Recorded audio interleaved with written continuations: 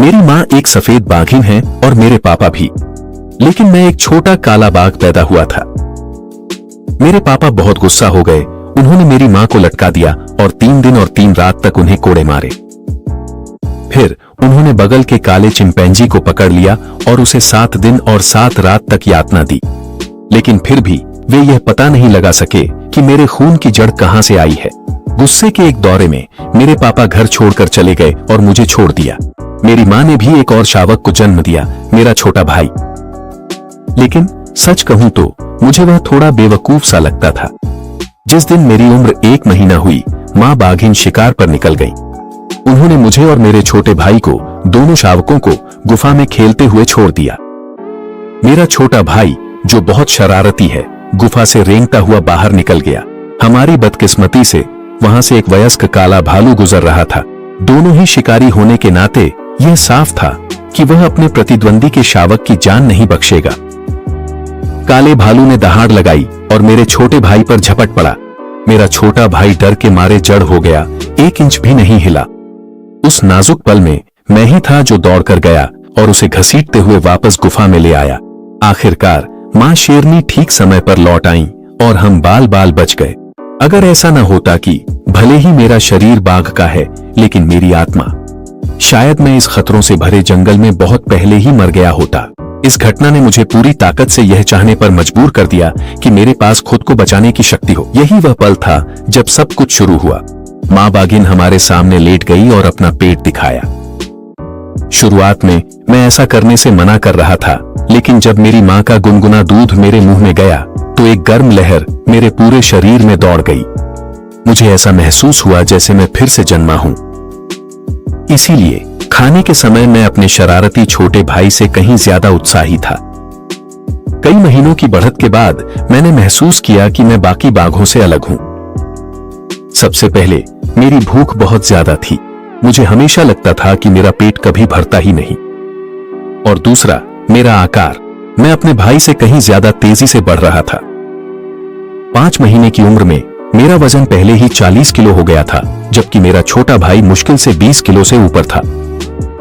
तभी हमने पहली बार मांस खाना शुरू किया। जब मैंने पहली बार जंगली सुअर का मांस खाया, उसके खून भरे स्वाद के साथ मेरे पेट में एक और भी तेज गर्मी की लहर दौड़ गई। फिर वह गर्मी मेरे पूरे शरीर में फैल गई। ऐसा लग रहा था कि मांस खाने से मेरी ताकत बढ़ रही है। 1 महीने बाद हमने आधा साल पूरा किया।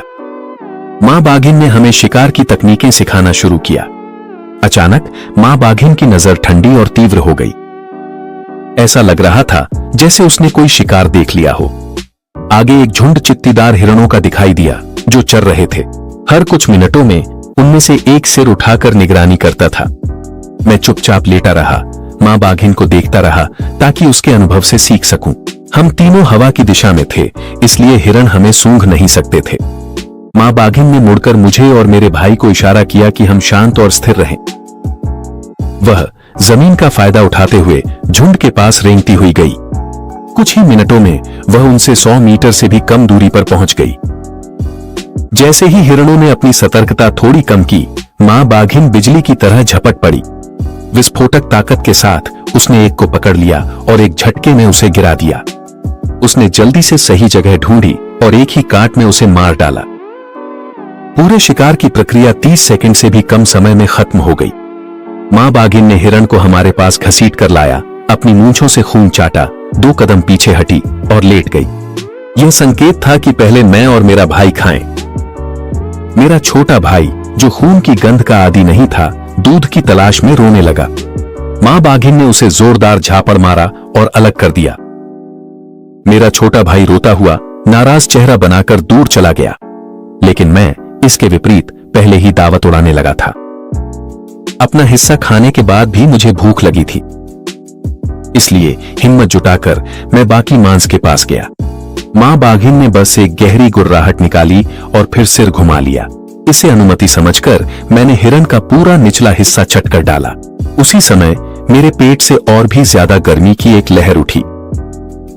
मुझे नहीं पता यह लहर क्या है, लेकिन जब भी यह मेरे शरीर में दौड़ती है, मैं खुद को ऊर्जा से भरा हुआ महसूस करता हूं। अगले कुछ दिनों तक मां बाघिन हमारे साथ गुफा के सामने जमीन पर खेल खेल में लड़ाई करती थी। इस तरह हम अपनी शिकार और रक्षा की क्षमताओं का अभ्यास करते थे। दिन इसी तरह बीतते गए, शांत लेकिन गंभीर। फिर एक दिन जब हम तीनों शिकार से लौट रहे थे, हमने ठीक अपने सामने एक गहरी और डरावनी दहाड़ सुनी। वह एक विशाल अनजान नर बाघ था। मां तुरंत सतर्क हो गई। वह एक ऊंची जगह पर कूद गई ताकि आसपास का निरीक्षण और खोज कर सके, जबकि मेरा भाई अपनी जगह पर जड़ हो गया। वह डर के मारे कांप रहा था। उस अनजान बाघ के आने के बाद मैं पूरी रात एक पल भी नहीं सो सका। पहली बार मुझे बाहरी दुनिया से एक बहुत बड़ा खतरा महसूस हुआ। हमें सुरक्षित रखने के लिए मां ने हमारे सैकड़ों किलोमीटर के इलाके की गश्त करना शुरू कर दिया। यह एक बहुत ही खतरनाक संकेत था। लगातार कई दिनों तक मां ने हमें अपने साथ बाहर नहीं जाने दिया। कई दिनों तक गश्त करने के बाद उसे उस अनजान नरबाघ का कोई और निशान नहीं मिला। तभी मां ने राहत की सांस ली और हमें फिर से शिकार पर ले गई। यहां तक कि एक दिन कुछ बहुत ही असामान्य हुआ। जब हम शिकार कर रहे थे तो हमें 300 किलोग्राम से भी भारी एक नर भालू मिला, लेकिन उसे पहले ही खा लिया गया था। सिर्फ सिर और कंकाल ही बाकी थे। लाश के पास एक विशाल और स्पष्ट बाघ के पंजे का निशान था। इससे उस अनजान नरबाघ की ताकत की पुष्टि होती थी। मां घबराई हुई पास गई और जांचने लगी। यहां तक कि उसके लिए भी इतने बड़े भालू को मारना गंभीर चोटों के बिना संभव नहीं था। लेकिन उस अनजान बाघ के घायल होने का कोई भी निशान नहीं था। मुझे एक सिहरन महसूस हुई। अगर हम उससे टकरा जाते तो यकीनन हम जिंदा नहीं बचते। सुरक्षित रहने के लिए मां के पास हमें एक अनजान पहाड़ी की ओर ले जाने के अलावा कोई चारा नहीं था। शायद उस नरबाघ के दबाव के कारण मां हमें लगातार आगे बढ़ने के लिए जल्दी करवा रही थी। लेकिन कहते हैं कि जिससे सबसे ज्यादा डरते हो वही सबसे जल्दी सामने आ जाता है। जंगल में एक जोरदार दहाड़ गूंजी। मां ने समय गंवाने की हिम्मत नहीं की। वह अपने ऊपर भारी दबाव महसूस कर रही थी। बहुत संभव था कि वह वही नरबाघ हो जिसे हमने अब तक नहीं देखा था। अब हम सिर्फ इतना ही कर सकते थे कि जितना हो सके उससे दूर भाग जाए। हम 2 घंटे तक बिना रुके दौड़ते रहे। जैसे ही हम घने झाड़ियों से निकलकर एक खुले स्थान पर पहुंचे, मेरी मां सबसे पहले सतर्क हुई। वह 2 या 3 मीटर का छलांग लगाकर हमारे सामने आ गई। अचानक उसने बेहद भयानक गुर्राहट निकाली। करीब 200 या 300 मीटर की दूरी पर एक विशाल और प्रभावशाली नरबाघ पहले से ही हमारा इंतजार कर रहा था। उसके आकार और फर के रंग से लग रहा था कि वह अभी अभी वयस्कता की दहलीज पर पहुंचा है। वह अपनी पूरी ताकत पर था और उसका वजन कम से कम 270 किलोग्राम से ज्यादा था। हालांकि मां औसत बाघिन से बड़ी थी, लेकिन इतने बड़े नरबाघ के सामने वह अपने दोनों शावकों की रक्षा नहीं कर सकती थी। मुझे कुछ करना था। मां ने हल्की सी गुर्राहट निकाली, यह देखने के लिए कि क्या वह उसे डरा सकती है और भगा सकती है। लेकिन नरबाघ न केवल पीछे नहीं हटा, बल्कि वह शांतिपूर्वक उसकी ओर बढ़ गया। ऐसा लग रहा था कि वह पहले मां से संवाद करना चाहता है। और इस तरह दोनों वयस्क बाघ, एक मादा और एक नर, आमने सामने खड़े हो गए। तनाव अपनी चरम सीमा पर पहुंच गया। मैं घास के बीच छिपा हुआ स्थिति को ध्यान से देख रहा था। मैं सोच रहा था कि हम इस स्थिति से कैसे बाहर निकल सकते हैं। अगले ही पल बाघ मां पर झपट पड़ा। मां ने बिना किसी डर के सामने से उसका सामना करने के लिए छलांग लगा दी, लेकिन नर बाघ ने उसे गर्दन से पकड़ लिया। उसकी जबरदस्त विस्फोटक ताकत के कारण मां तुरंत अपना संतुलन खो बैठी और जमीन पर गिर गई। अगर वह थोड़ा और हिलती तो बाघ के तेज दांत उसकी गर्दन तोड़ देते। ठीक उसी समय जब मैं अपने भाई के साथ भागने की आखिरी कोशिश करने जा रहा था, अचानक पास के जंगल से गुस्से से भरी एक दहाड़ सुनाई दी। यह एक और नरबाघ की दहाड़ थी, लेकिन उस पल मां के लिए यह आवाज बेहद कीमती लगी। और तेज दौड़ने की आवाज के बाद एक हैरान कर देने वाले आकार का साइबेरियाई बाघ वहां प्रकट हुआ। उसका पूरा अस्तित्व एक उग्रता की आभा बिखेर रहा था। वह उस बाघ से भी ज्यादा ताकतवर और प्रभावशाली था जिसने वो मां को हराया था। उसके पूरे शरीर से एक अनियंत्रित हत्यारा स्वभाव फूट पड़ा। वह बुआ था और वह गुस्से में था। जो उसकी साथी और बच्चों को चोट पहुंचाने का दोषी था, उसके सामने वह खुद को कैसे रोक सकता था। अगले ही पल बुआ ने अपनी आंखें सिकोड़ ली और उसका विशाल शरीर जबरदस्त ताकत के साथ झपट पड़ा। वह उस अजीब बाघ पर बिजली की तरह झपट पड़ा। दोनों जानवरों को मौत की लड़ाई लड़ते देखकर ही मुझे समझ आया कि एक वयस्क नरबाघ कितना डरावना हो सकता है। लड़ाई के दौरान दोनों को चोटें आईं लेकिन वुआ ने अपने वजन और अनुभव के दम पर धीरे धीरे बढ़त बना ली। वुआ ने एक पंजे के वार से उस अजीब बाघ की एक आंख फोड़ दी। ठीक जब वे फिर से लड़ाई शुरू करने वाले थे, तभी एक आंख वाला बाघ अचानक मुड़ गया। वह वुआ और मेरी ओर बुरी तरह झपटा, मुझे एक झटके में दूर फेंक दिया और फिर भाग गया। मुझे लगा जैसे मेरा पूरा शरीर दो हिस्सों में बंट गया हो। किसी ने भी उम्मीद नहीं की थी कि वह भाग जाएगा। दूसरी ओर वुआ भारी कदमों से दौड़ता हुआ पास आया। उसने मेरी ओर देखा और उसकी आंखों में मुझे कोमलता और अपराध बोध की झलक दिखाई दी। अगर मैंने उस बदकिस्मत को सीधे मार डाला होता तो उसका बच्चा इस तरह नहीं झेलता। इस लड़ाई में वुआ को भी कुछ चोटें आईं। शुक्र है कुछ ऑक्सीजन मिलने पर वह कुछ ही दिनों में ठीक हो जाएगा। मुझे नहीं पता कितना समय बीत गया, लेकिन मैं बेहोशी से जाग गया। मैं बस महसूस कर रहा था कि मेरा शरीर एक गर्म धारा में लिपटा हुआ है और मेरी चोटें तेजी से ठीक हो रही हैं। लेकिन तुलना करने पर वो मां की हालत कहीं ज्यादा गंभीर थी। जानवरों के लिए एक गंभीर चोट का मतलब लगता है कि वे सब कुछ किस्मत के हवाले ही कर सकते हैं। वो मां को भी एहसास हो गया था कि उसके पास ज्यादा समय नहीं बचा है। मैंने अपनी शरीर की रहस्यमय ऊर्जा उसे देने की कोशिश की, लेकिन पाया कि मैं उसे बिल्कुल भी नियंत्रित नहीं कर पा रहा था। मैंने अपने चारों ओर के जंगल को देखा और अचानक मेरे दिमाग में एक विचार आया। शायद मैं आंतरिक चोटों के इलाज के लिए औषधीय जड़ी बूटियां ढूंढ सकता था। ज्यादातर दवाइयां जो इंसान इस्तेमाल करते हैं वे जानवरों पर भी असर करती हैं। अभी गर्मी की शुरुआत है और बारिश भरपूर हो रही है। कई औषधीय जड़ी बूटियां अब भी अंकुरित हो रही हैं और बढ़ रही हैं। अगर मैं कई साल पुराना जंगली जिनसेंग ढूंढ पाता तो वह सबसे अच्छा होता।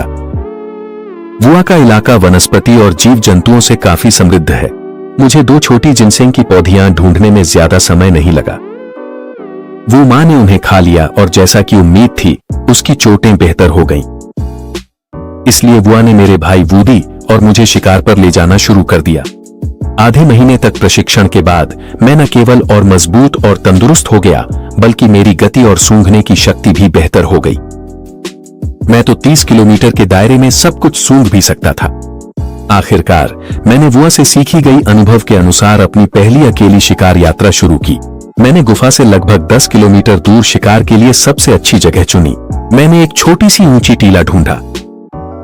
यहां से दृश्य बहुत विस्तृत था और घास ऊंची और घनी थी, जिससे मुझे देख पाना मुश्किल था। मैं झाड़ियों में दुबक गया और इंतजार करने लगा। छोटे छोटे जानवरों की लहरें नाले के किनारे आती जाती रहीं। आखिरकार जंगली सुअरों का एक झुंड आ पहुंचा। मैंने एक फैसला किया। जंगली सुअर बहुत तेजी से बढ़ते हैं और वयस्कों को छोड़कर बाकी से मैं निपट सकता हूं। इस झुंड में 3 वयस्क जंगली सुअर थे। मुझे सबसे पहले उन्हें दूर करना था। जब जंगली सुअरों का झुंड पानी पीने के लिए सतर्कता छोड़ रहा था, मैं झाड़ियों से कूद पड़ा। वयस्क जंगली सुअर सबसे तेज प्रतिक्रिया देने वाले थे और अपने बच्चों के साथ भागने लगे। मैंने पहले ही उनकी भागने की दिशा का अनुमान लगा लिया था। मेरा शरीर घास से बाहर कूदा और मैं सीधे उन छोटे सुअरों की ओर झपटा जो इधर उधर भाग रहे थे। एक ने मुझे चकमा देने के लिए अचानक मोड़ लिया, लेकिन मैंने तो जानवरों की दुनिया पर डॉक्यूमेंट्री देखी है, मैं कैसे धोखा खा सकता था। जैसे ही उसने मोड़ लिया, मैंने उसी गति का फायदा उठाकर उसे काट लिया, ठीक उसी वक्त जब वह छोटा सुअर मुझ पर झपटा था। खून का स्वाद तुरंत ही मेरे मुंह में फैल गया। मैंने मरी हुई शिकार को एक तरफ फेंक दिया। मैं बाकी को पकड़ने के लिए दौड़ा। फसल बुरी नहीं रही। मांसाहार के दौरान मैं अपने मांसपेशियों और हड्डियों में बदलाव महसूस कर सकता था। वे न सिर्फ और मजबूत हो गए, बल्कि मेरी गति भी बढ़ गई थी। मेरी प्रतिक्रिया अन्य जानवरों की तुलना में कई गुना तेज थी। बहुत संभव है कि ये बदलाव मेरे शरीर के भीतर मौजूद रहस्यमयी ऊर्जा से आ रहे हों। अगर मैं इस ऊर्जा का इस्तेमाल खुद को मजबूत करने के लिए करता रहा, तो जब मैं सच में बड़ा हो जाऊंगा, मेरी ताकत और गति की कोई कल्पना भी नहीं कर सकता। ठीक उसी समय जब मैं मुंह में एक सुअर का बच्चा दबाए लौट रहा था, अचानक सामने की झाड़ियों से एक अनजाना गंध आई और वे कम नहीं थे। इसके तुरंत बाद कई भूरे भेड़िए दौड़ते हुए बाहर आ गए। उनका नेतृत्व करने वाला अल्फा भेड़िया मुझसे थोड़ा छोटा था, लेकिन उनकी संख्या बहुत थी। वे तो कुछ छोटे बच्चों को भी साथ लाए थे।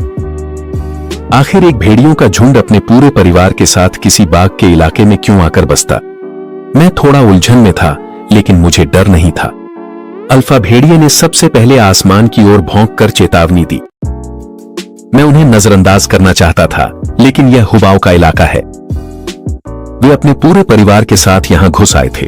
एक युवा मालिक होने के नाते मेरा फर्ज है कि मैं अपने पिता की मदद करूं और इन घुसपैठियों को सबक सिखाऊं। तुरंत ही एक गहरा और शक्तिशाली दहाड़ भेड़ियों के झुंड की ओर गूंज उठा। भेड़िए स्वाभाविक रूप से डर गए, लेकिन जब उन्होंने देखा कि मैं अभी वयस्क नहीं हूं और मेरी पकड़ी हुई शिकार पर ध्यान दिया, तो उनका डर पल भर में गायब हो गया। उन्होंने अपने दांत दिखाए और मरने मारने की मुद्रा में आ गए। मैं उन्हें यह बर्दाश्त नहीं करने वाला था। मैंने दोनों शिकार जमीन पर रख दिए। मैंने एक शिकार को अपने पंजे से पकड़ा और झुंड की गुस्से भरी नजरों के सामने उसे फाड़कर खाने लगा। मैं दोनों सुअरों को कुछ ही निवालों में खा सकता था, लेकिन मैंने उन्हें धीरे धीरे उनके सामने फाड़ना और खाना तय किया ताकि उकसावे की हद तक ले जाऊं।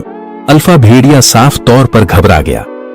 अगर उसने कुछ नहीं किया तो उसके अधीनस्थों के मन में और विचार आ सकते थे।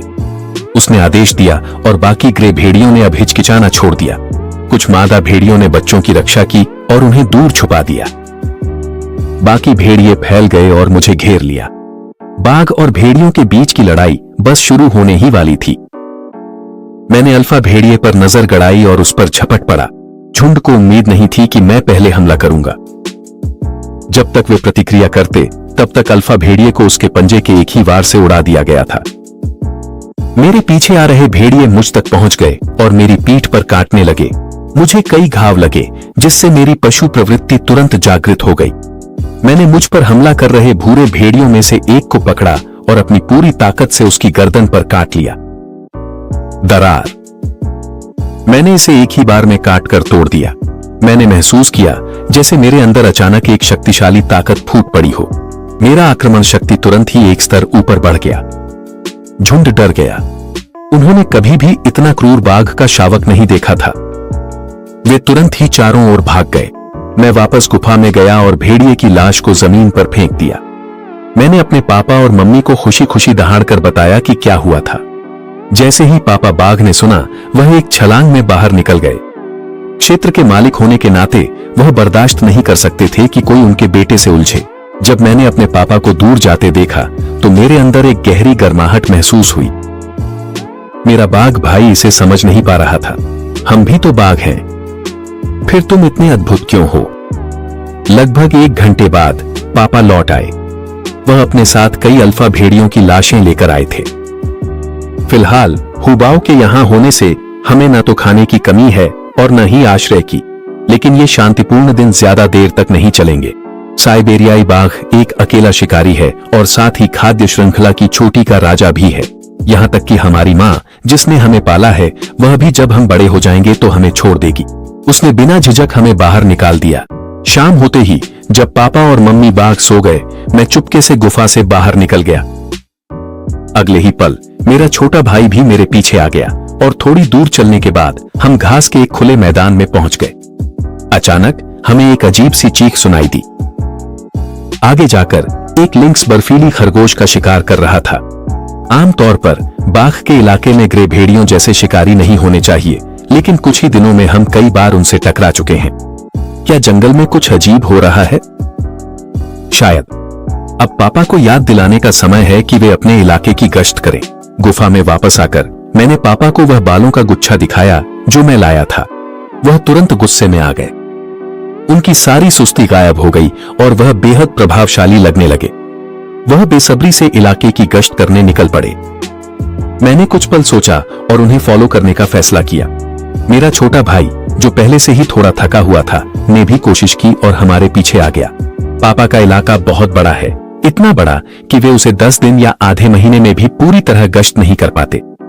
पापा को जंगल में उस शांत और आत्मविश्वासी चाल के साथ चलते देखना मुझे सिखाता है कि असली राजा का रुतबा क्या होता है। पापा सबसे बड़े पेड़ों के तनों पर अपनी पेशाब छिड़कते हैं, जिससे वे अपना इलाका चिन्हित करते हैं और साथ ही घुसपैठियों को चेतावनी देते हैं कि इस जगह का मालिक पहले से है। हम इस तरह इलाके की सीमा पर चलते रहे जब तक शाम नहीं हो गई और पापा भी थोड़ा थक गए। जैसे ही पापा को छांव वाली जगह मिली जहां वे आराम कर सकते थे, आगे से एक जोरदार दहाड़ सुनाई दी। पापा ने गहरी नजरों से आगे की ओर देखा, जैसे उन्होंने कुछ महसूस कर लिया हो। वे खड़े हो गए। अगले ही पल एक मध्यम आकार का तेंदुआ अपने चित्तीदार फर के साथ दिखाई दिया। 6 बाघों की आंखें तेंदुए पर टिक गईं। हमारे सामने खड़ा तेंदुआ घबरा गया। वह मुड़ा और एक छोटी भारी चेतावनी की आवाज निकाली।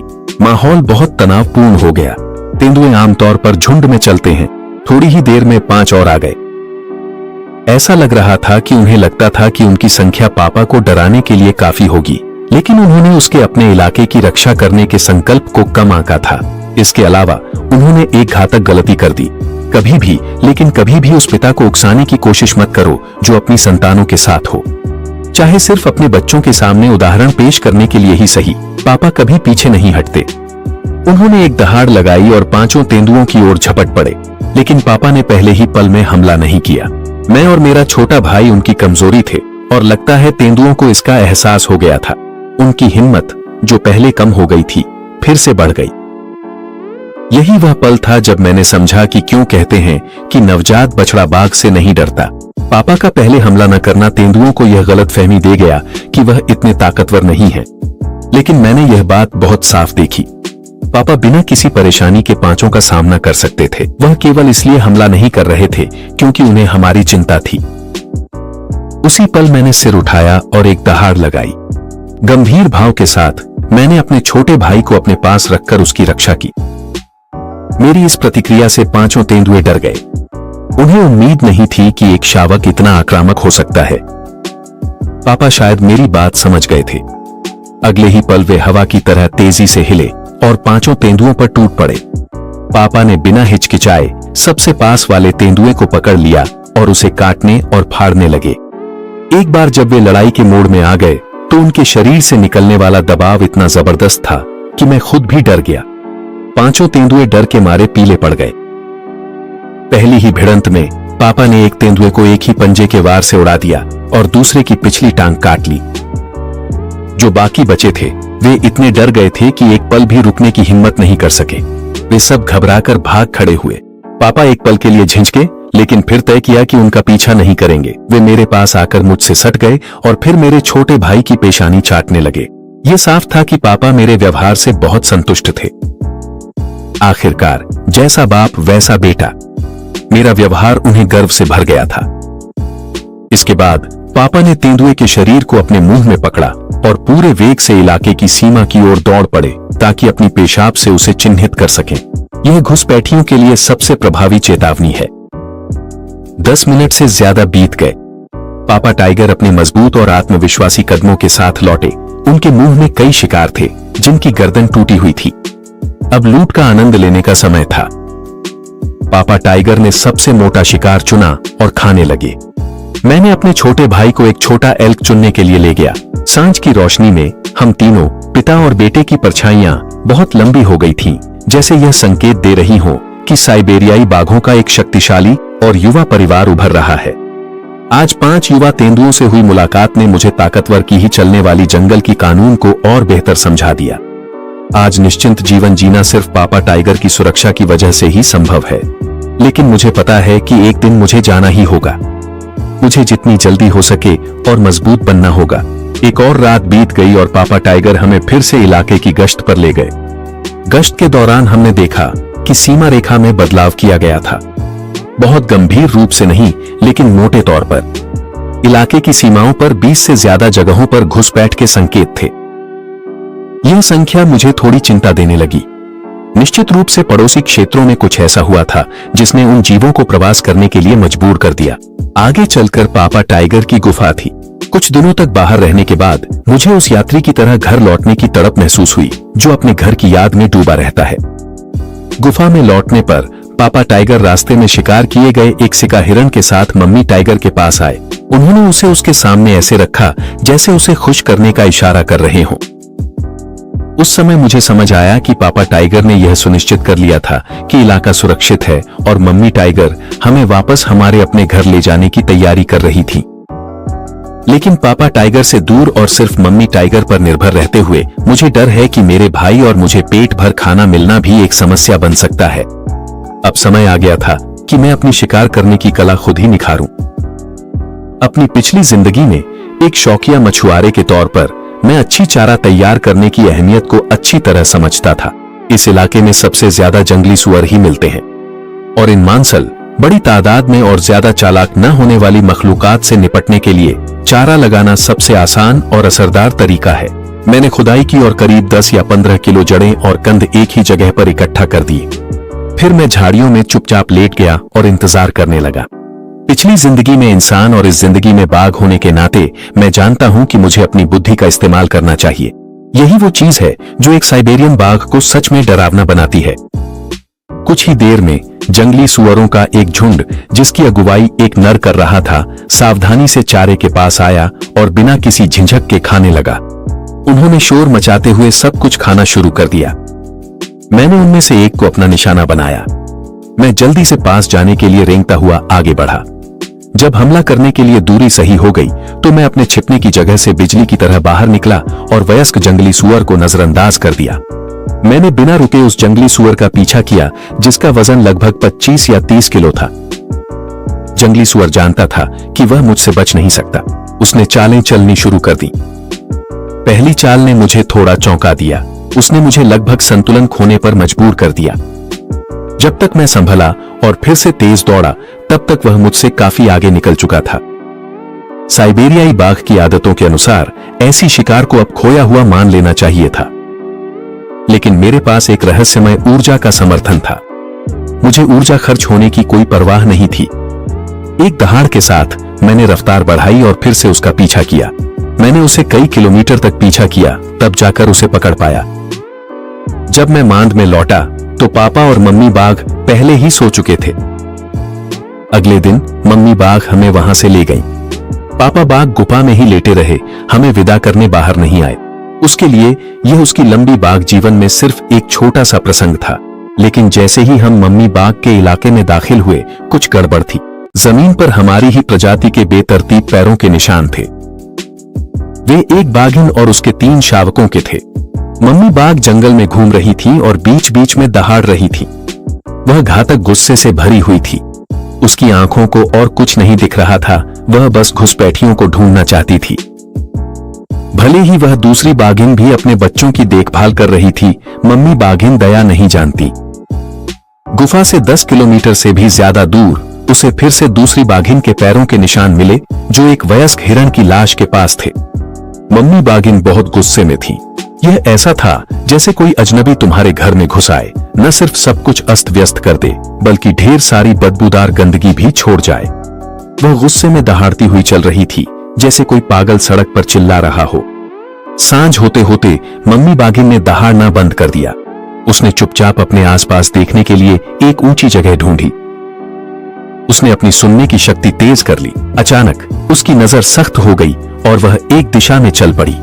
अचानक मुझे हल्की सी दहाड़ सुनाई दी। करीब 200-300 मीटर की दूरी पर जंगल की घाटी में एक थोड़ी कमजोर दिखने वाली बाघिन हमें देख रही थी। दोनों मादाओं की नजरें तुरंत आपस में टकरा गईं। मम्मी बाघिन ने लगातार कई दहाड़ें लगाईं। दूसरी बाघिन भी पीछे नहीं रही और उसने जवाब दिया, जब 2 बाघ मिलते हैं तो कहने के लिए कुछ नहीं होता। वे सीधे लड़ाई के लिए बढ़ जाते हैं। वे 2 घरेलू बिल्लियों की तरह लग रही थीं, जो एक दूसरे पर पंजे मार रही थीं। फिर वे एक दूसरे को काटती और जमीन पर लौटपोट हो जाती। हालांकि यह दृश्य नर बाघों की लड़ाई जितना भव्य नहीं था, लेकिन उतना ही खूनी और क्रूर था। थोड़े ही समय में दोनों बाघिनें घायल हो गई थीं। आक्रमणकारी स्पष्ट रूप से कमजोर स्थिति में थी। मां बाघिन के आकार की तुलना में वह काफी छोटी थी। हालांकि उसने पूरी ताकत से लड़ाई की, लेकिन हार से बच नहीं सकी। मां बाघिन ने एक ही झटके में उसे गिरा दिया और अपनी तेज दांतों से उसे बेरहमी से काट लिया। अपनी मां को हारते देख छिपे हुए तीनों शावक खुद को बाहर भागने से रोक नहीं सके। वे अपनी मां के साथ दौड़ पड़े और बच्चों जैसे दहाड़ने लगे। वे जितना हो सके डरावने दिखने की कोशिश कर रहे थे, इस उम्मीद में कि मां बाघिन डर जाए। शायद शावकों के इस व्यवहार से भावुक होकर आगे बढ़ रही मां बाघिन ने हमला जारी नहीं रखा। सभी जीवों में भावनाएं होती हैं और मांओं के बीच तो और भी ज्यादा। कुछ देर बाद जमीन पर पड़ी बाघिन ने थोड़ी ताकत वापस पा ली। उसने अपने पंजों के सहारे खड़े होने की कोशिश की। मां बाघिन ने सोचा कि वह अभी भी हार मानने वाली नहीं है। उसकी नजर फिर से तेज हो गई और वह दोबारा हमला करने के लिए तैयार होने लगी। लेकिन घुसपैठिया बाघिन शायद जानती थी कि विरोध करने के क्या परिणाम हो सकते हैं। माँ बाघिन की नजरों के सामने वह जमीन पर लेट गई। माँ बाघिन का भाव थोड़ा शांत हो गया, क्योंकि उसकी प्रतिद्वंद्वी ने अपनी रानी का अभिमान छोड़ दिया था। वह न तो उसे और न ही उसके बच्चों को मार डालेगी, लेकिन उन्हें अपने क्षेत्र से बाहर निकालना तय था। माँ बाघिन तभी शांत हुई जब उसने अपनी आंखों से उन्हें अपने क्षेत्र को छोड़ते हुए देख लिया। आज का दृश्य माँ बाघिन को सतर्क अवस्था में छोड़ गया। उस घुसपैठिया बाघिन से या तो किसी लड़ाई में उसका इलाका छीन लिया गया था या उसके नर के साथ कुछ हो गया था। उसके लिए 3 शावकों को अकेले पालना बहुत मुश्किल होगा। यहाँ तक कि अगर माँ बाघिन दयालु भी रही तो भी वे ज्यादा दिन जीवित नहीं रह पाएंगे। अगले कुछ दिनों में अपनी माँ के साथ क्षेत्र की निगरानी करने के अलावा मैं उसके खाने लाने का इंतजार करता रहता था। अगर हम इस सर्दी को पार कर अगले साल तक जीवित रह गए तो मैं खुद को एक असली बाघ मान सकता था। हर रात मैं चुपके से बाहर निकलकर व्यायाम करता था। मैं अपनी पिछली जिंदगी की योजना की नकल करता था। रात और सुबह दौड़ता था और साथ ही पेड़ों पर भी चढ़ता था। मैं अपनी मांसपेशियों और अपने अंगों की विस्फोटक ताकत का अभ्यास करता था। अगर रास्ते में मुझे जंगली जिनसेंग मिल जाता तो मैं उसे बिना झिझक अच्छी तरह चबा लेता था। बिल्कुल, जब मैं अभ्यास करता था तो अक्सर अपने भाई को भी अपने साथ घसीट लाता था। और ठीक उसी समय मम्मी बाघिन के इलाके की सीमा पर एक मजबूत और तगड़ा नरबाघ अकड़ते हुए आ पहुंचा। वह पापा बाघ थे। वह अपने ही इलाके को पार करके हम दोनों भाइयों से मिलने आए थे। ठीक उसी समय जब पापा बाघ मुझसे स्नेह जताने के लिए मेरी फर से रगड़ रहे थे, मैंने हैरानी से उनके सीने पर पंजे का एक निशान देखा। यह वही निशान था जो शायद किसी दूसरे नरबाघ ने उन्हें दिया था। बाद में पापा बाघ ने हमें बताया कि क्या हुआ था। वह बाघ जो उनके इलाके के पास का प्रभुत्वशाली बाघ था, उसे एक वयस्क भालू बाघ ने मार डाला और उसका इलाका अपने कब्जे में ले लिया। इसी वजह से पहले इतनी सारी जीव जंतु डर के मारे भाग रहे थे। मुझे लगता है कि वह बाघिन जिसने पहले हमारे इलाके में घुसपैठ की थी, शायद उसने अपना साथी और घर खो दिया था। इसीलिए वह मम्मी बाघ के पास खाना ढूंढने आई थी। पापा बाघ, लगता है वह पहले ही नए आए बाघ से लड़ चुकी है। वे दोनों किसी समझौते पर पहुंचे और वह यहां भागती हुई आ गई। यह साफ था कि उन्हें चिंता थी कि वह नया बाघ हमें भी झगड़े के लिए ढूंढता हुआ आ सकता है। आखिरकार, चाहे मम्मी बाघ कितनी भी ताकतवर क्यों न हो, वह इतने बड़े बाघ से नहीं जीत सकती थी। पापा बाघ हमें मम्मी बाघ के इलाके की निगरानी के लिए ले गए। उन्होंने मम्मी बाघ को कई चेतावनियां दी, जैसे कि अगर वह नए बाघ से आमना सामना कर ले, जब वह पापा बाघ वहां न हो तो क्या करना है, उसे तुरंत भाग जाना चाहिए था। जब हम मम्मी बाघ के इलाके की सीमा पर पहुंचे तो पापा बाघ ने पूरी सीमा की निगरानी की, लेकिन उसे अपना ताकतवर प्रतिद्वंद्वी कहीं नहीं दिखा। लेकिन जब हम एक ढलान पर चढ़े तो हमें कुछ अजीब नजर आया। एक साइबेरियन बाघ के शावक की लगभग सड़ चुकी लाश। ऐसा लग रहा था कि यह उसी बाघिन का शावक था जिसने हमारे इलाके में घुसपैठ की थी। यहां तक कि शक्तिशाली साइबेरियन बाघों के भी कमजोरी और बेबसी के पल होते हैं। एक मरा हुआ शावक इस बात का संकेत था कि बाघिन और उसका दूसरा शावक शायद इससे बेहतर किस्मत वाले नहीं होंगे। पापा बाघ ने बदबू को सहन किया और आसपास के इलाके में तलाश की। अचानक लगभग 2 किलोमीटर दूर जंगल में उतनी ही भव्य एक आकृति दिखाई दी जो उसे घूर रही थी। पापा बाघ ने तुरंत चेतावनी भरी दहाड़ लगाई। उस नर बाघ के चेहरे पर एक लंबा निशान था जो माथे से लेकर नाक तक जाता था। ऐसा लगता है कि पापा बाघ की उससे पहले भी लड़ाई हो चुकी थी। वह न तो जीता न ही हारा। पड़ोसी इलाके के बाघ ने हम सबको बेरुखी से देखा और फिर जंगल में अंदर की ओर मुड़ गया, जैसे कह रहा हो, तुम मुझसे मत उलझो, मैं तुमसे नहीं उलझूंगा। इलाके की सीमा की गश्त करने के बाद वापसी के रास्ते का माहौल कुछ उदास सा था। शायद पड़ोसी बाघ के दबाव के कारण पापा बाघ भी सोच में पड़ गए थे। इस इलाके में पहले एक बूढ़ा बाघ रहता था। वह मेरे युवा पिता से कोई झगड़ा नहीं करता था, लेकिन अब जब यहाँ नया मालिक आ गया था तो मम्मी बाघिन पर दबाव कहीं ज्यादा था और पापा बाघ को भी समझ नहीं आ रहा था कि क्या करें। आखिरकार, क्योंकि दूसरा बाघ सीधे आकर उकसाने नहीं आया था, उसे हमला करने का कोई कारण नहीं था। हालांकि ठीक जब हम गुफा के पास पहुंचने वाले थे, मैंने दूर से किसी के घास पर चलने की आवाज साफ साफ सुनी। मैंने पापा बाघ और मम्मी बाघिन की ओर देखा और ऐसा लग रहा था कि उन्होंने वह आवाज नहीं सुनी थी। उसी पल मेरे दिमाग में एक विचार आया। हाल ही में मैं खुद को पहले से कहीं ज्यादा ताकतवर महसूस कर रहा हूं। यह उसे आजमाने का अच्छा मौका था। इसी बहाने मैं अपने भाई को भी साथ ले गया। आखिरकार हम लगभग घर पहुंच ही गए थे। कोई खतरा नहीं था।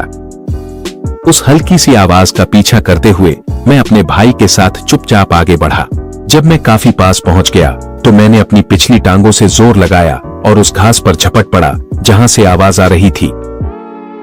मुझे महसूस हुआ कि मैंने अपने नीचे कुछ पकड़ लिया है, एक बालदार और अच्छे आकार का शिकार।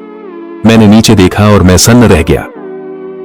वह एक छोटा सा कंकाल जैसा बाघ का बच्चा था, वही जो कुछ दिन पहले अपनी मां के साथ हमारे इलाके में आया था। मुझे नहीं पता वह कैसे वापस आया, लेकिन मेरे भाई को इन सब बातों से कोई फर्क नहीं पड़ा। उसके लिए यह शावक एक घुसपैठिया था। वह वही करना चाहता था जो मां बाघिन करती थी, एक ही काट में उसकी गर्दन तोड़ देना। मैंने तुरंत प्रतिक्रिया दी और अपने भाई को रोक लिया। अचानक मेरे दिमाग में एक बहुत ही अनोखा विचार आया। मैंने अपने भाई और खुद को पीछे हटने के लिए कहा, जब तक कि वह शावक हमें देख न सके। छोटे बाघ के कुछ 100 मीटर पीछे चट्टानों के बीच एक गुफा में एक और शावक था, एक सफेद बाघ का बच्चा, उतना ही दुबला पतला, और उसके पास उसकी मां पड़ी थी जो अब मर चुकी थी। 2 हफ्तों से भी कम समय में वे जो कभी जानवरों के राजा थे, उनका परिवार। और इसी तरह मेरी कहानी खत्म हुई। मैंने अपने चारों ओर फैले जंगल पर एक नजर डाली। मैंने एक साहसिक फैसला लिया, मैं इन दोनों घुसपैठिए शावकों की मदद करूंगा। आखिरकार भले ही मेरा शरीर बाघ का है, मेरी आत्मा अंदर से अब भी इंसान ही है। अगर आखिर में वे जिंदा रहते हैं या मादा बाघिन उन्हें ढूंढकर मार देती है, तो मैं इसे किस्मत के हवाले छोड़ दूंगा। मेरे बाघ भाई को मेरी हरकत देखकर झटका लगा। उसे समझ नहीं आ रहा था कि क्या करे, हमारे माता पिता को जाकर बताए या नहीं। हालांकि जब वह वापस गुफा में लौटा तो उसने मेरी शिकायत नहीं की। इसके बजाय वह एक कोने में जाकर अकेले ही गुस्सा करने लगा। वह समझ नहीं पा रहा था कि उसके बड़े भाई ने किंग चेंग की मदद क्यों की थी। सुबह होते ही पापा बाग जाने की तैयारी करने लगे। उनका भी अपना इलाका है जिसकी उन्हें रक्षा करनी होती है। अगले कुछ दिनों में मैं लगातार अभ्यास करने में लग गया। धीरे धीरे मैं अपने दम पर बड़ी शिकार को सफलतापूर्वक पकड़ने में सक्षम होने लगा। अपने शरीर की रहस्यमय ऊर्जा के साथ साथ पहाड़ के जंगली जिनसेंग की जड़ों को कभी कभी चबाने से मेरा वर्तमान शरीर मजबूत होने लगा है। शिकार और जीवित रहने के मामले में मुझे लगता है कि अभी भी मुझे बहुत कुछ सीखना है। मेरे पास इंसान की बुद्धि और सोचने का तरीका है और साथ ही साइबेरियन बाघ जैसा मजबूत शरीर भी है। अगर मैं दोनों को मिलाऊं तो एक मजबूत और क्रूर साइबेरियन बाघ, लेकिन इंसान की बुद्धि के साथ मुझे इस जंगल की चोटी पर राज करना चाहिए, है ना? इस दौरान मां बाघिन जो खाना मुझे देती थी, उसमें से जो मैं खुद शिकार करता था, जब भी मौका मिलता मैं वह चुपके से उन दोनों शावकों को दे देता था। लेकिन जो बात मुझे सिरदर्द देती थी वो थी शिकार की तकनीकें जो हमेशा पिता से बेटे या मां से बेटे को सिखाई जाती हैं। इन दोनों शावकों को देर सवेर सीखना ही पड़ेगा। लगता है यह जिम्मेदारी भी मुझे ही निभानी होगी।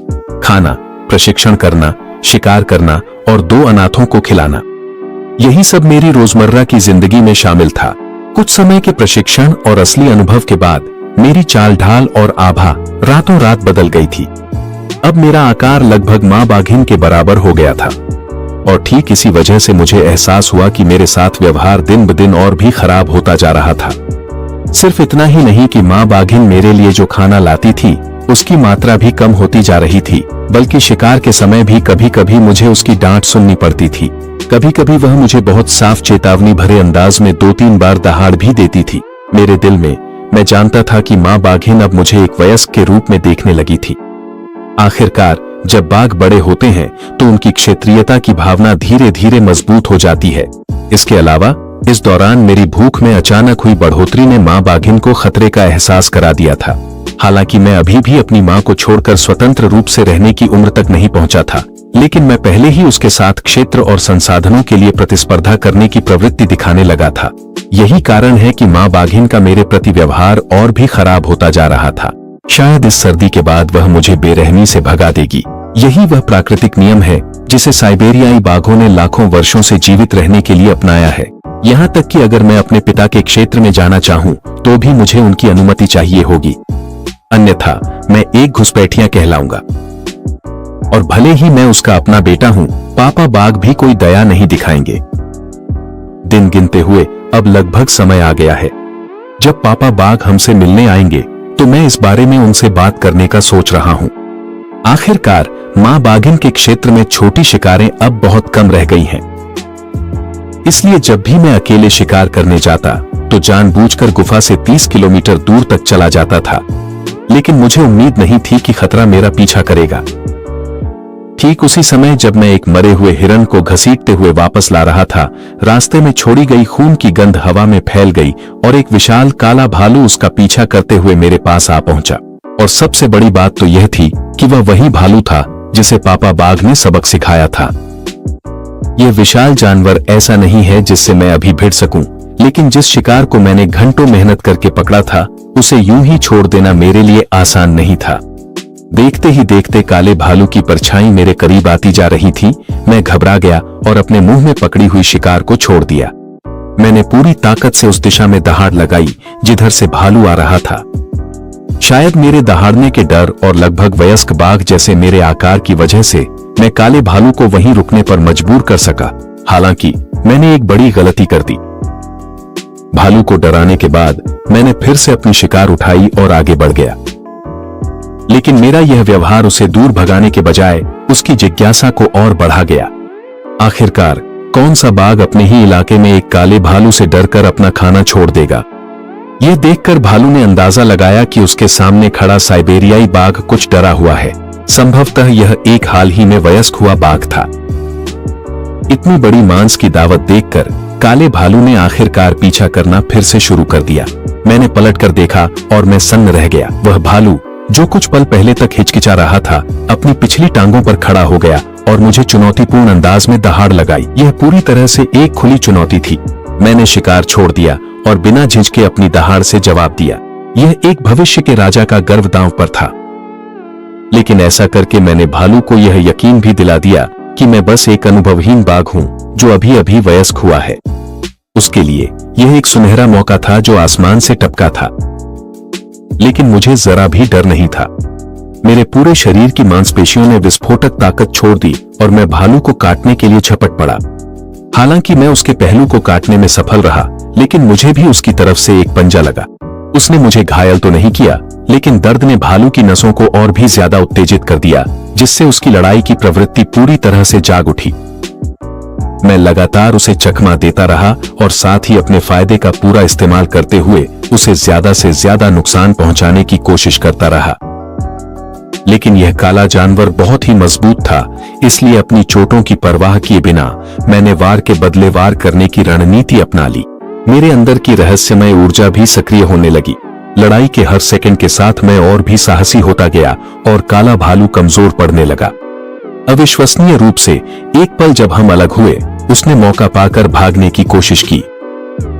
यह पहली बार था जब मैंने अपनी खुद की ताकत से जीत हासिल की थी और मेरा प्रतिद्वंदी एक वयस्क काला भालू था। ऐसी उपलब्धि मेरी उम्र के किसी भी साइबेरियाई बाघ से बेहतर थी। शिकार को समतल जगह तक घसीटने में मुझे 2 घंटे से ज्यादा लग गए। जैसे जैसे मैंने खाना खाकर अपनी ऊर्जा बहाल की, मुझे महसूस हुआ कि मेरे भीतर की ऊर्जा और भी अधिक सघन होती जा रही है। मैंने बचा हुआ खाना अपने मुंह में लिया और उन 2 अनाथ शावकों की ओर बढ़ गया। जब से मां बाघिन मुझसे धीरे धीरे दूर रहने लगी थी, तब से मैंने उन 2 अनाथों को खिलाने में ज्यादा ध्यान देना शुरू कर दिया था। 1 या 2 महीने तक उन्हें खाना देने के बाद ये दोनों अनाथ शावक अब मुझसे या मेरे छोटे भाई से कोई दुश्मनी महसूस नहीं करते थे। आखिरकार साइबेरियाई बाघ भी बुद्धिमान प्राणी होते हैं। अगर मैं उन्हें अपने साथ मिला लूं और उन्हें अपने वफादार अनुयायी के रूप में प्रशिक्षित करूं, तो भविष्य में मेरे नेतृत्व में साइबेरियाई बाघों के इतिहास का सबसे शक्तिशाली राजा पैदा होना बहुत संभव है। एक टीम जो 4 वयस्क बाघों का सामना करे, चाहे वह कितनी भी मजबूत क्यों न हो, अंत में उसे इसका कड़वा पछतावा होगा। खाना घसीटते हुए मैं उस पत्थर की गुफा तक पहुंचा जहां दोनों अनाथ रहते थे। इस बार मैंने खाना छोड़ दिया और तुरंत नहीं गया। मैंने उन्हें परखने का इरादा किया था। अगर वे अभी भी मुझसे दुश्मनी दिखाते तो शायद मैं उन्हें रहने नहीं दे सकता था। मैं जानबूझकर खुद को जख्मी हालत में लेकर आया था, ठीक इसी पल के लिए। अगर वे मौका देखकर मुझ पर हमला भी करते तो भी मैं आसानी से उनसे निपट सकता था। जब दोनों छोटे बाघों ने गुफा के मुहाने पर रखा खाना और मुझे, जो थोड़ी दूरी पर घायल पड़ा था, देखा, तो उन्होंने खाने को नजरअंदाज कर सीधे मेरी ओर आ गए। वे दोनों बेचैनी में दहाड़ते हुए उनमें से एक मेरी चोटों को लगातार चाटने लगा। दोनों छोटे बाघों की हरकतें देख मुझे लगा कि मैंने सफेद बाघ नहीं पाले हैं। फिर मैंने ऐसा दिखावा किया जैसे मैं अपनी सारी ताकत लगाकर उन्हें खाने की ओर धकेल रहा हूं। बेचारे और मासूम बाघ, वे भला इस दुनिया की बुराई के बारे में क्या जान सकते थे। यह देखकर कि मैं इतनी बुरी तरह घायल होने के बावजूद उनकी चिंता कर रहा हूं, वे तुरंत सिर झुकाकर मुझसे लिपट गए। यह तो बहुत आसान था, मैं पहले ही उनका स्नेह और विश्वास जीत चुका था। अब अगर मैं यह सुनिश्चित करूं कि वे बड़े होने तक भरपूर खाना खाते रहें, तो मेरा सबसे ताकतवर साइबेरियन बाघों का दस्ता बनाने का सपना सच हो सकता है। मैंने उन्हें बार बार खाने की ओर धकेला, जब तक कि दोनों शावक शिकार को फाड़कर खाने न लगे। उन्हें अलग अलग पहचानने के लिए मैंने उनके नाम उदा और हुए रख दिए। अभी के लिए, चाहे मैं जान की बाजी लगाकर लड़ूं, मैं केवल काले भालू को घायल ही कर सकता हूं। मैं अभी भी उसे एक वयस्क बाघ की तरह मार नहीं सकता। इसका मतलब यह भी है कि बड़ी जंगली जानवरों से दूर रहने के अलावा अगर मेरा सामना किसी मध्यम शिकारी जैसे तेंदुए से हो जाए, तो अब मैं उनसे आमने सामने लड़ सकता हूं। ठीक उसी समय उदी अपने मुंह में मांस का टुकड़ा लेकर पास आ गया। उदी की ओर उदा और हुए की नजर भले ही शत्रुतापूर्ण नहीं थी, लेकिन यह भी नहीं कहा जा सकता कि वह बहुत दोस्ताना थी। इसलिए मैंने उसी पल फैसला किया कि बच्चों को एक साथ प्रशिक्षण दूं, ताकि टीम भावना विकसित हो और भविष्य में आपसी झगड़े न हो। मैंने उन तीनों बच्चों को बुलाया। मैं उन्हें जंगल में छिपी एक घाटी में ले गया और उनका पहला आधिकारिक प्रशिक्षण शुरू किया। हम तब तक नहीं रुके जब तक अंधेरा नहीं हो गया और वे थकान से चूर होकर गिर पड़े। हालांकि इस दौरान मैं वहां नहीं था। मां बाघिन मुझे खाना देती थी, लेकिन फिर भी कभी कभी मैं गुफा के आसपास लौट आता था ताकि मां बाघिन की गतिविधियों पर नजर रख सकूं और वह उदा और हुए के छिपने की जगह न ढूंढ पाए। साथ ही जब वह शिकार करने जाती थी तो मैं छुपकर उसके अनुभव से सीखने के लिए उसका पीछा करता था। मौसम ठंडा होता गया और शिकार के लिए जानवर ढूंढना हर दिन मुश्किल होता गया। यहां तक कि एक बार मां बाघिन और मैंने एक ही शिकार पर नजर गड़ा दी थी। आखिरकार मैंने ही पीछे हटना स्वीकार किया। आखिरकार मां बाघिन इस इलाके की रानी है। काफी सोच विचार के बाद मैंने जोखिम उठाने और उबा के इलाके में शिकार करने का फैसला किया। जाने से पहले मैंने उदी को यह जिम्मेदारी दी कि वह किसी भी कीमत पर उदा और हुए की रक्षा करे, क्योंकि साइबेरियाई बाघों के स्वभाव को जानते हुए अगर मां बाघिन को उनकी मौजूदगी का पता चल जाता तो वह उन्हें मारने में एक पल भी नहीं हिचकिचाती। यात्रा कुछ रुकावटों के साथ आधा महीना चली। आखिरकार मैं उबा के इलाके में पहुंच गया। जैसा कि मैंने कल्पना की थी, उबा का इलाका संसाधनों से भरपूर था। जंगली सुअर, सिका हिरण और अन्य शाकाहारी जानवर अक्सर दिखाई देते थे। 2 घंटे से भी ज्यादा समय के बाद आखिरकार मैं एक जंगली सुअरों के झुंड का पीछा करने में सफल हुआ। बिना किसी खास तकनीक के, सिर्फ ताकत के एक विस्फोट के साथ। आजकल मेरी आक्रमण शक्ति किसी भी जंगली सुअर को पूरी तरह कुचल सकती है। 2 जंगली सुअरों में से मैंने एक को खा लिया, दूसरे को मैंने जानबूझकर छोड़ दिया। यह उबा के लिए एक तोहफा था, क्योंकि मैं उसके इलाके में घुसपैठिया था। अंधेरा होने लगा था और मैं उस पहाड़ की ओर बढ़ गया जहां उबा की गुफा थी। पास पहुंचने से पहले ही मुझे आसपास की झाड़ियों में कुछ गड़बड़ महसूस हुई। वहां बहुत ज्यादा सन्नाटा था। मैंने सामने वाले घाटी की ओर देखा और जोरदार दहाड़ लगाई। थोड़ी ही देर बाद उबा, जो घास में छिपा हुआ था, धीरे धीरे सामने आया।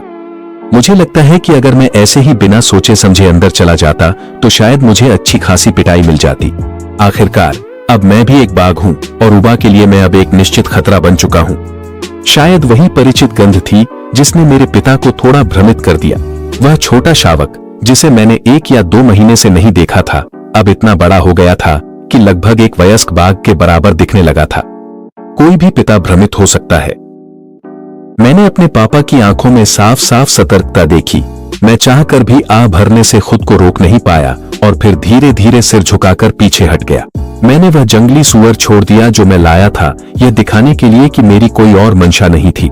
मेरे पिता मेरे द्वारा लाई गई शिकार को सूंघने के लिए पास आए और वे थोड़े संकोच में दिखे।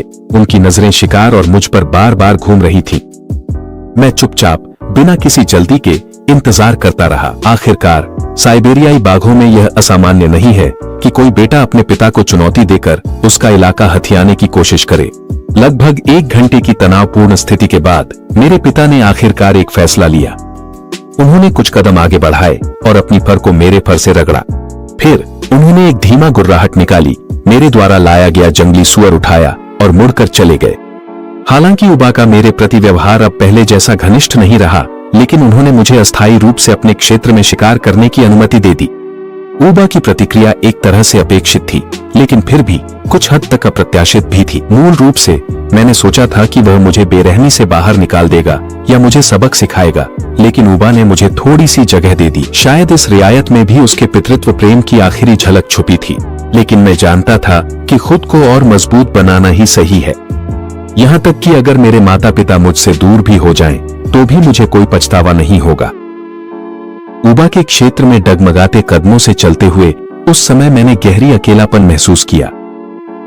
शायद हर साइबेरियाई बाघ ने ऐसा पल जरूर जिया होगा। अपने माता पिता की मदद के बिना मेरी दुनिया कहीं ज्यादा विशाल होगी। उबा की अनुमति से मैं यह सुनिश्चित कर सकूंगा कि सर्दियों के आने पर मुझे भूखा न मरना पड़े। अपना लक्ष्य हासिल करने के बाद मैं लौटने के लिए तैयार हुआ। मैंने कुछ दूरी तय की और अचानक आगे एक खुले स्थान में एक तेंदुए की लाश दिखाई दी। एक तीव्र बेचैनी की भावना ने मुझे घेर लिया। मैंने तुरंत पलटकर पूरी रफ्तार से दूसरी दिशा में दौड़ लगा दी। हालांकि मैं अंधविश्वासी नहीं हूं, फिर भी मैंने अपनी प्रवृत्ति का पालन किया। जल्द ही मैंने इस ओवरलैप वाले क्षेत्र को पार कर लिया और अपनी मां के इलाके में प्रवेश कर गया। जैसे ही मैंने राहत की सांस ली, एक सिहरन मेरी पीठ से होते हुए सीधे दिमाग तक पहुंच गई। एक आंख वाला बाघ। उस पल वह मुझे बर्फीली नजरों से घूर रहा था। मैंने अपने शरीर के स्वाभाविक कंपन को जबरदस्ती रोक दिया। वह एक आंख वाला बाघ मेरी पदचिह्नों का पीछा करता हुआ अब तक मेरे पीछे था। मुझे पीछे मुड़कर सोचने पर घबराहट महसूस हुई। अगर मैं थोड़ा भी धीमा होता तो इस वक्त मैं एक लाश होता। एक आंख वाले बाघ की घातक उदासीनता का सामना करते हुए मैं पीछे नहीं हटा। मैं उसके सामने खड़ा हो गया और उसी तरह की नजरों से उसे देखा। मैंने इस मुलाकात के खतरे को चुपचाप याद कर लिया। जब मैं बड़ा हो जाऊंगा तो आज की बात का बदला जरूर लूंगा, ये मेरी कसम है। लेकिन जैसे ही मेरा दिल शांत होने लगा, अचानक एक नई बेचैनी पैदा हो गई। तभी जंगल में एक गुस्से से भरी दहाड़ गूंज उठी। दिशा ठीक वही थी जहां मैंने जीव और दावेई को छुपाया था। कमबख्त। मेरा दिल जोर से धड़क उठा और मैं पूरी रफ्तार से गुफा की ओर दौड़ पड़ा। उसी पल मेरे सामने जमीन कांप उठी। मां बाघिन का रास्ता रोकते हुए मेरा छोटा भाई पूरे शरीर के बाल खड़े किए खड़ा था। चाहे मेरी मां कितनी भी दहाड़े, मेरा भाई उसके सामने अडिग खड़ा रहा, हिला तक नहीं। छोटे को मेरी दी हुई हिदायतें याद थीं और पहली बार उसने हमारी मां पर गुर्राया। मां बाघिन ने वह दहाड़ सुनी जो बहुत तेज नहीं थी और वह स्तब्ध रह गई। वह यकीन नहीं कर पा रही थी कि जिस शावक को उसने पाला है वह ऐसा करने की हिम्मत कर सकता है। उसके लिए यह पूरी तरह से अपमानजनक था। इसलिए जब उसका बेटा बार बार उसका रास्ता रोकता रहा, मां बाघिन गुस्से से फट पड़ी। उसने अपनी ताकतवर बाघिन की पंजा उठाई और अपने भाई को 10 मीटर दूर उड़ा दिया। मेरी मां धीरे धीरे डा और वेई की ओर बढ़ रही थी। नाजुक क्षण में मैं ठीक समय पर पहुंच गया। मैं उसके सामने आ गया और तुरंत एक चेतावनी भरी दहाड़ लगाई। मैं अपनी ही मां से लड़ना नहीं चाहता था जब तक कि कोई और विकल्प न हो, लेकिन मेरी चेतावनी का उस पर कोई असर नहीं हुआ। उसने अपना जबड़ा खोला और मेरे कंधे पर काट लिया। मैंने उसके हमले का विरोध नहीं किया। शायद खून की गंध ने उसे उत्तेजित कर दिया था। मेरी मां के चेहरे पर जो गुस्से की झलक थी वह धीरे धीरे नरम पड़ने लगी। आखिरकार सबसे क्रूर बाघिन भी अपने बच्चों को नहीं खाती। उसने अभी भी वह आखिरी पारिवारिक बंधन संभाल कर रखा था। वह यह नहीं समझ पा रही थी कि उसका अपना बेटा एक हमलावर के वंशजों की मदद क्यों करेगा। मेरी मां के चेहरे के भाव लगातार बदल रहे थे। आखिरकार उसने जैसे कोई फैसला लिया और जोरदार दहाड़ लगाई। यह उसकी विदाई थी। इसके बाद वह बिना पीछे देखे चली गई। मेरा छोटा भाई शायद समझ गया था कि क्या हो रहा है। वह उसे रोकने के लिए दौड़ा, लेकिन मेरी माँ ने उसे लात मारकर फिर से दूर फेंक दिया। यह दृश्य देखकर मेरे दिल में एक खालीपन सा महसूस हुआ। मुझे और मेरे भाई को हमारी अपनी माँ ने बेरहमी से निर्वासित कर दिया था। हालांकि मैंने सोचा था कि एक दिन वह हमें जरूर निकालेगी, लेकिन कभी नहीं सोचा था कि यह इतना जल्दी होगा। लेकिन अपने भविष्य की योजनाओं के लिए मुझे दा और वेई की रक्षा करनी थी। अगर हम इस सर्दी से बच गए तो मैं इस जंगल का निर्विवाद राजा बन जाऊंगा।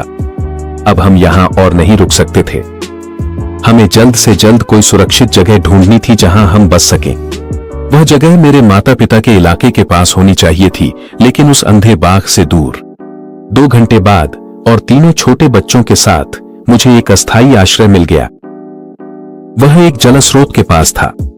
इसके अलावा वहां एक प्राकृतिक पत्थर की गुफा भी थी। शायद ऐसा इसलिए था क्योंकि वे अभी तक अभ्यस्त नहीं हुए थे।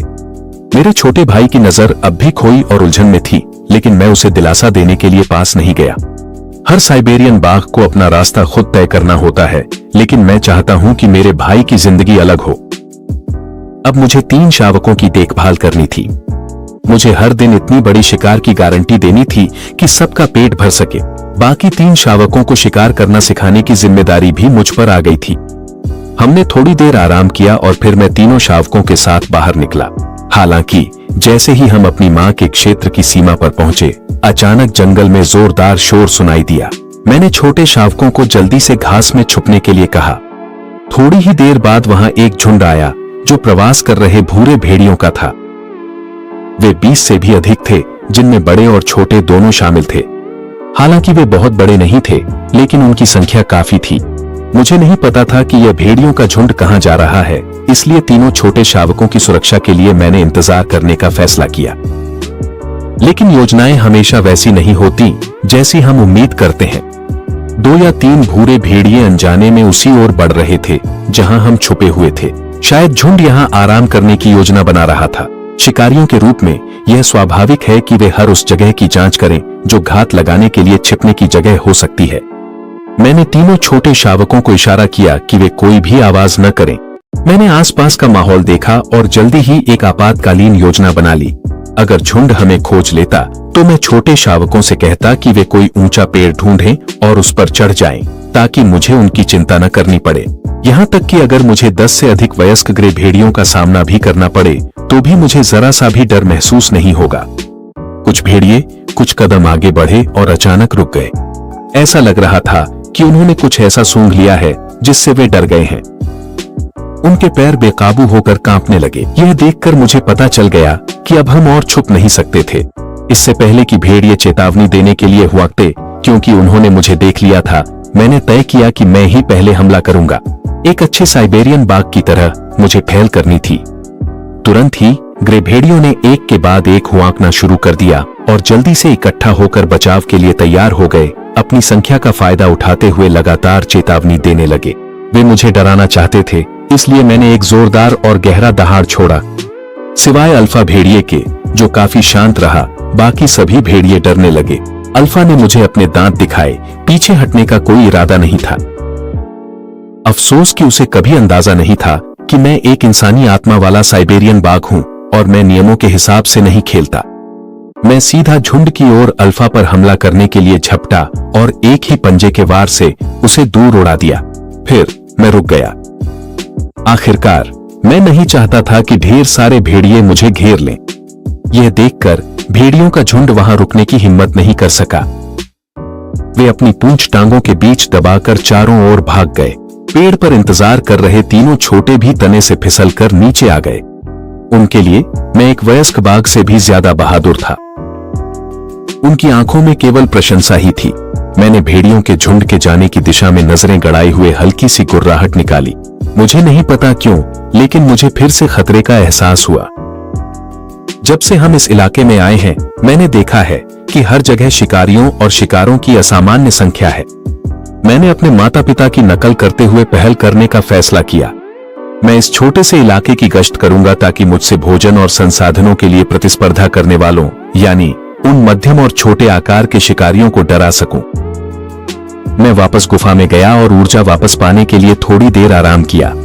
जब मैं इस इलाके को देख रहा था जो अभी मेरा नहीं था, तो मैंने महसूस किया कि मेरे भीतर एक बड़ी महत्वाकांक्षा पनप रही है। अब से मैं राजा बनने के लिए अपना रास्ता बनाना शुरू करूंगा। मैंने तीनों शावकों को बुलाया कि वे मेरा पीछा करें और मैंने आधिकारिक तौर पर अपनी गश्त शुरू कर दी। हालांकि मेरी मौजूदगी एक वयस्क बाघ जितनी डरावनी नहीं है, लेकिन आज मैं उन शिकारियों को भगा दूंगा। मुझे अपनी खुद की ताकत दिखानी थी। मुझे पता था कि ऐसा करने से शायद मेरे माता पिता नाराज होंगे, लेकिन अब मुझे इसकी ज्यादा परवाह नहीं थी। वैसे भी इस सर्दी के बाद इस इलाके में मेरे लिए अब कोई जगह नहीं रह जाएगी। आज जब मैंने फिर से इलाके की गश्त की तो मुझे एक ऐसा एहसास हुआ जो मैंने पहले कभी महसूस नहीं किया था। शायद मेरी दहाड़ बहुत तेज थी और आखिरकार उसने दूर दूर तक मौजूद लोगों को भी सतर्क कर दिया। मेरे माता पिता को, जो उवा के इलाके में हनीमून मना रहे थे। उवा ने उस पल में मेरी भावना को समझ लिया था। उसने भी अपनी नाराजगी जताने के लिए एक दहाड़ लगाई। मैंने उसकी चेतावनी को कोई महत्व नहीं दिया। आखिरकार मैं उसका बेटा हूं। जब तक मैं कुछ सीमाएं पार नहीं करता, वह मेरा कुछ नहीं बिगाड़ेगा। इसके अलावा उवा अपने हनीमून के बीच में था। उसके पास इन बातों के लिए समय नहीं था। उसके लिए प्रजनन सबसे महत्वपूर्ण था। असल में जब उवा ने अपनी चेतावनी दी तो मैं भी उसे जवाब में दहाड़ने ही वाला था। उस पल मुझे थोड़ा समझ में आया कि साइबेरियाई बाघ अपने लगभग वयस्क बच्चों को क्यों निकाल देते हैं। क्या गजब के विद्रोही बच्चे होते हैं ये। हालांकि मेरा आकार लगभग एक वयस्क बाघ जितना था, फिर भी हमेशा कुछ जानवर ऐसे थे जो मुझसे नहीं डरते थे। ज्यादा दूर नहीं, एक छोटी सी पहाड़ी पर दो तेंदुए साथ बैठे थे। वे मुझे दूर से गश्त करते हुए देख रहे थे। कुछ देर तक उन्हें घूरने के बाद मैंने तुरंत उन दोनों तेंदुओं को पहचान लिया। वे मेरे दुश्मन थे। कुछ समय पहले जब मेरे पिता मुझे और मेरे भाई को गश्त पर ले गए थे, उन्होंने एक तेंदुए को मार डाला था। वह इसी जोड़ी का भाई था। शायद जंगल की कठिन परीक्षाओं के कारण इन दोनों भाइयों का व्यवहार अब बहुत अधिक सतर्क हो गया था, या शायद यह उवा की धमकी के कारण था। उन्होंने तुरंत मुझ पर हमला करने के लिए झपट्टा नहीं मारा, लेकिन फिर भी मैंने मेरे परिवार के प्रति उनकी नफरत को कम आंका था। जैसे जैसे अंधेरा होने लगा, मैं तीनों शावकों को वापस गुफा की ओर ले जा रहा था। पेड़ों के बीच से दो तेंदुए धीरे धीरे बाहर आए और मेरा रास्ता रोक लिया। मुझे नहीं पता कि इन दोनों बचे हुए तेंदुओं ने यह साहस कहां से जुटाया। ये मेरी ताकत को चुनौती देने की हिम्मत कैसे कर सकते हैं। यह बिल्कुल सही मौका है कि मैं इन्हें उदाहरण बनाकर दूसरों को चेतावनी दूं। स्पष्ट रूप से उन दोनों तेंदुओं ने मुझे पहचान लिया था। आखिरकार उवा ने उनके भाई को मार डाला था। यह स्वाभाविक था कि वे मुझसे, एक साधारण शावक से, बदला लेना चाहते थे। तुरंत ही मैंने अपने बाघ भाई बहनों को अपने पीछे कर लिया। तेंदुओं में से एक ने गुस्से में दहाड़ लगाई, जैसे कोई राजा अपने दुश्मन की चुनौती का इंतजार कर रहा हो। हालांकि मेरा आकार 5 महीने के सामान्य शावक से कहीं बड़ा था, फिर भी तेंदुआ भाई मुझे गंभीरता से नहीं ले रहे थे। वे मेरी बाईं और दाईं ओर आकर मुझे घेरने लगे।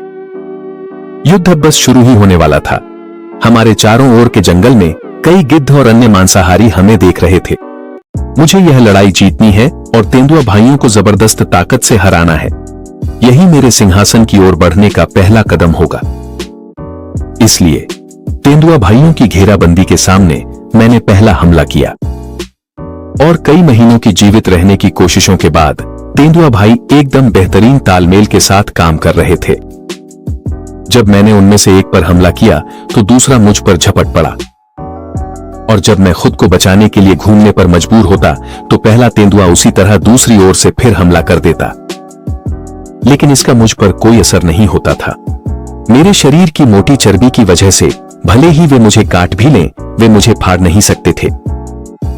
इसके विपरीत अगर मुझे कोई मौका मिलता और मैं उनमें से किसी एक को काट लेता तो वह उनके लिए घातक होता। इसलिए मैंने अपनी सारी ताकत उस तेंदुए पर केंद्रित कर दी जो मेरे सामने था। हालांकि मेरी वर्तमान गति उनकी गति के सामने टिक नहीं पा रही थी। हर बार जब मैं उसके गले को काटने ही वाला होता, वह मुझसे बच निकलता, लेकिन जल्द ही मुझे एक समाधान मिल गया। मैंने दिखावा किया कि मैं सामने वाले तेंदुए का लगातार पीछा कर रहा हूं, लेकिन असल में यह एक चाल थी। ठीक उसी पल जब पीछे वाला तेंदुआ मुझ पर हमला करने के लिए पास आया, मैंने अचानक पलटकर उसे काट लिया। एक तेंदुए की रीढ़ की हड्डी मजबूत होती है, लेकिन साथ ही बहुत नाजुक भी होती है। एक वयस्क बाघ जैसी काटने की ताकत के साथ मैंने उसकी रीढ़ को एक ही झटके में तोड़ दिया। दूसरा तेंदुआ अपने भाई की भयानक हालत देखकर डर से कांप उठा। जब उसे होश आया तो वह बिना पीछे देखे डर के मारे भाग गया। उसके दिमाग में मेरी उम्र का एक छोटा बाघ इतना क्रूर नहीं होना चाहिए था। मेरे पीछे आ रहे 3 छोटे बच्चों की सुरक्षा के लिए मैंने उसका पीछा नहीं किया। मुझे भरोसा है कि आज की लड़ाई उन शिकारियों को जो देख रहे थे ये साफ कर देगी कि मेरी असली ताकत क्या है। अब एक असली वयस्क बाघ को छोड़कर कोई और शिकारी मुझसे आमने सामने भिड़ने की हिम्मत नहीं करेगा। ये छोटा सा मसला सुलझाने के बाद मैं अपने 3 बाघ भाई बहनों के साथ आगे बढ़ा। तभी मुझे हवा में एक जानी पहचानी खुशबू आई। मैंने दूर की ढलान की ओर देखा और उवा की आकृति एक बार फिर दिखाई दी। इस बार उसने मेरी ओर कोई आवाज नहीं निकाली। सिर्फ उसकी आंखें गहरी और भव्य मुझे दूर से देख रही थीं, जैसे वह मुझे कुछ बताना चाहती हो। शायद यह स्वीकृति का संकेत था। हालांकि ठीक जंगल के किनारे पर जब मैं उनके इलाके में प्रवेश करने ही वाला था, जंगल के एक ज्यादा दूर न होने वाले हिस्से से एक और नर बाघ की दहाड़ सुनाई दी। यह एक पूरी तरह से अनजान नर की आवाज थी। कुछ मिनट बाद जंगल की दूसरी दिशा से एक और बाघ की दहाड़ सुनाई दी। एक दूसरा वयस्क अनजान नर। मैंने खुद को थोड़ा और तनावग्रस्त और बेचैन महसूस करना शुरू कर दिया। और ठीक उसी समय एक जानी पहचानी दहाड़ जो कहीं अधिक गहरी और शक्तिशाली थी हवा में गूंज उठी, जैसे वह जवाब दे रही हो। आखिरकार मैंने राहत की सांस ली। उवा, जो अपनी जवानी के चरम पर एक नर बाघ है, जब पहरेदारी कर रहा हो तो कोई भी बाहरी नर बाघ इतनी आसानी से उसके क्षेत्र में घुसने की हिम्मत नहीं करेगा। जब तक कि किसी लड़ाई में उवा अपने प्रतिद्वंद्वी से हार न जाए, लेकिन यह असंभव है। आकार और ताकत के मामले में उवा इस वयस्क नर बाघों के झुंड में मजबूती से शीर्ष पर है। मैं थोड़ी देर के लिए झिझक गया, फिर भी मैंने फिलहाल क्षेत्र की सीमा के किनारे किनारे आगे बढ़ते रहने का फैसला किया। एक तरफ मां बाघिन के इन जमीनों की मालकिन होने के अधिकार का सम्मान करने के लिए, और दूसरी तरफ मैं उस वयस्क नर बाघ को भी देखना चाहता था जो अभी अभी यहां आया था। निश्चित ही वह भी एक युवा खानाबदोश है जो अभी अभी वयस्कता में पहुंचा है। वह हर जगह एक ऐसा इलाका ढूंढ रहा है जिस पर वह कब्जा कर सके, या फिर वह किसी ऐसे क्षेत्र की सीमा के पास आकर चुनौतीपूर्ण दहाड़ लगाता है जिसका पहले से कोई मालिक है। अगर दूसरा बाघ जवाब नहीं देता या बुजुर्गी और कमजोरी के लक्षण दिखाता है तो वह बिना देर किए मौके का फायदा उठाकर घुसपैठ कर लेगा। अगर मैं उस अनजान बाघ को अपनी आंखों से देख पाता और उसकी ताकत का अंदाजा लगा पाता तो मैं भविष्य के लिए योजनाएं बना सकता था। जैसे जैसे मैं आगे बढ़ता गया, बेचैनी की भावना और भी तीव्र होती गई। अक्सर बाघ की छठी इंद्रिय अविश्वसनीय रूप से सटीक होती है, इसलिए मैंने अपने छोटे भाई से कहा कि वह उदा और ऊवर को लेकर किसी और रास्ते से जाए। मैं इसके विपरीत उस दिशा में बढ़ गया जहां से दहाड़ सुनाई दे रही थी, और जैसा कि मैंने सोचा था, मुश्किल से 2 किलोमीटर भी नहीं चला था कि पेड़ों के बीच से मैंने उस शानदार वयस्क बाघ को देखा। उसी क्षण मुझ पर लड़ने की तीव्र इच्छा हावी हो गई। शायद उसने कुछ महसूस किया। इस बाघ ने सतर्कता से मेरी दिशा में देखा और यहां तक कि ठीक उसी जगह से गुजरा जहां मैं छिपा हुआ था। हालांकि वह अभी अभी वयस्कता में पहुंचा था, फिर भी उसका वजन, ताकत और काटने की शक्ति मुझसे कहीं ज्यादा थी। इस समय केवल आवेग में आकर लड़ाई में कूद पड़ना साफ तौर पर एक बुरी सोच थी। इसलिए मैंने अपनी लड़ने की इच्छा को दबा लिया और उसे अपने सामने से गुजरते हुए देखा। मुझे बस आधा साल और चाहिए था और इस जंगल में मैं अजेय हो जाऊंगा। उस समय मुझे एक बात का एहसास नहीं था। बिना महसूस किए मेरी लड़ने की इच्छा धीरे धीरे और भी ज्यादा प्रबल होती जा रही थी। मैं हर दिन इंसान से कम और कम मिलता जुलता होता जा रहा था। हाल ही में मां बाघिन जल्दी में थी कि वह पापा बाघ के साथ एक और संतान पैदा करे। इसी वजह से मैं हाल ही में उनके इलाके में शिकार कर रहा हूं और इससे मुझे और मेरे तीनों भाइयों को खाना मिल जाता है। एक दिन ठीक उसी समय जब मैं तीनों छोटे बच्चों को कुछ शिकार की तकनीकें सिखा रहा था, कुछ असामान्य हुआ। उस इलाके में जहां 3 साइबेरियन बाघों के क्षेत्र मिलते हैं, समुद्र की लहरों की तरह दहाड़ों की एक श्रृंखला पूरे जंगल में गूंज उठी। वे दहाड़ें गुस्से से भरी हुई थीं और मेरी तेज सुनने की क्षमता के कारण मैंने कुछ और भी सूक्ष्म आवाजें सुनी। मुझे तुरंत पता चल गया कि 2 नर आपस में लड़ रहे हैं। मैं तुरंत उत्साहित हो गया और पूरी रफ्तार से वहां की ओर दौड़ पड़ा। मैं बहुत ज्यादा उत्साहित था। मैंने कभी क्षेत्र के लिए लड़ाई नहीं देखी थी। आज यह तमाशा देखने और कुछ सीखने का बिल्कुल सही मौका था। मैं 10 किलोमीटर से भी ज्यादा दौड़ा और एक ऊंचे स्थान पर जाकर रुका। वहां से मैं लड़ाई का दृश्य साफ साफ देख सकता था। आसपास के जानवर इस शोरगुल से डरकर बदहवास भाग गए। उनमें से एक बाघ वही था जिसे मैंने पहले देखा था, वह साइबेरियाई बाघ जो अभी अभी वयस्क हुआ था। और दूसरा बाघ उवा नहीं था, बल्कि वह वयस्क बाघ था जो उवा के साथ शांति से रहता था और पड़ोसी क्षेत्र पर राज करता था।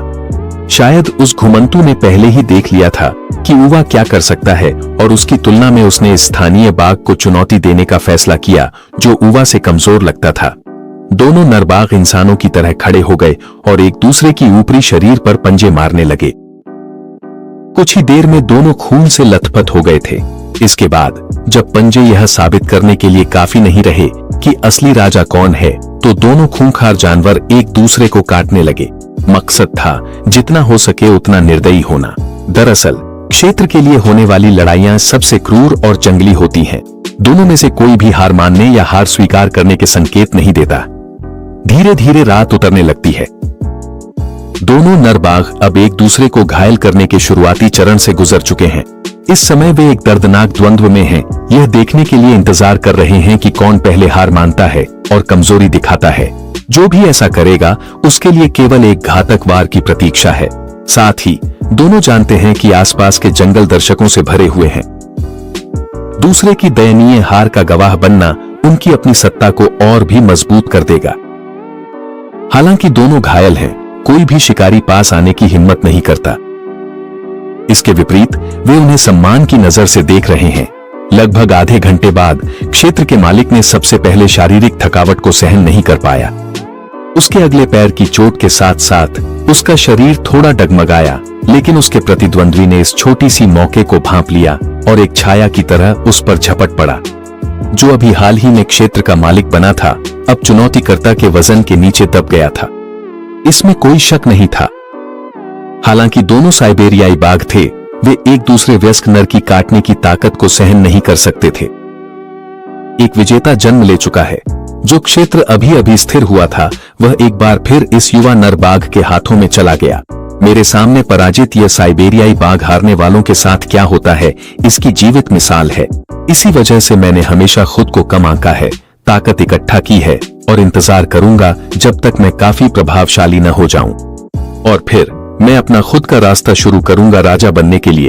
एक के बाद एक क्षेत्रीय बाघ को चुनौती दूंगा ताकि मैं राजाओं का राजा बन सकूं। मैं उवा से भी ज्यादा शक्तिशाली बनूंगा।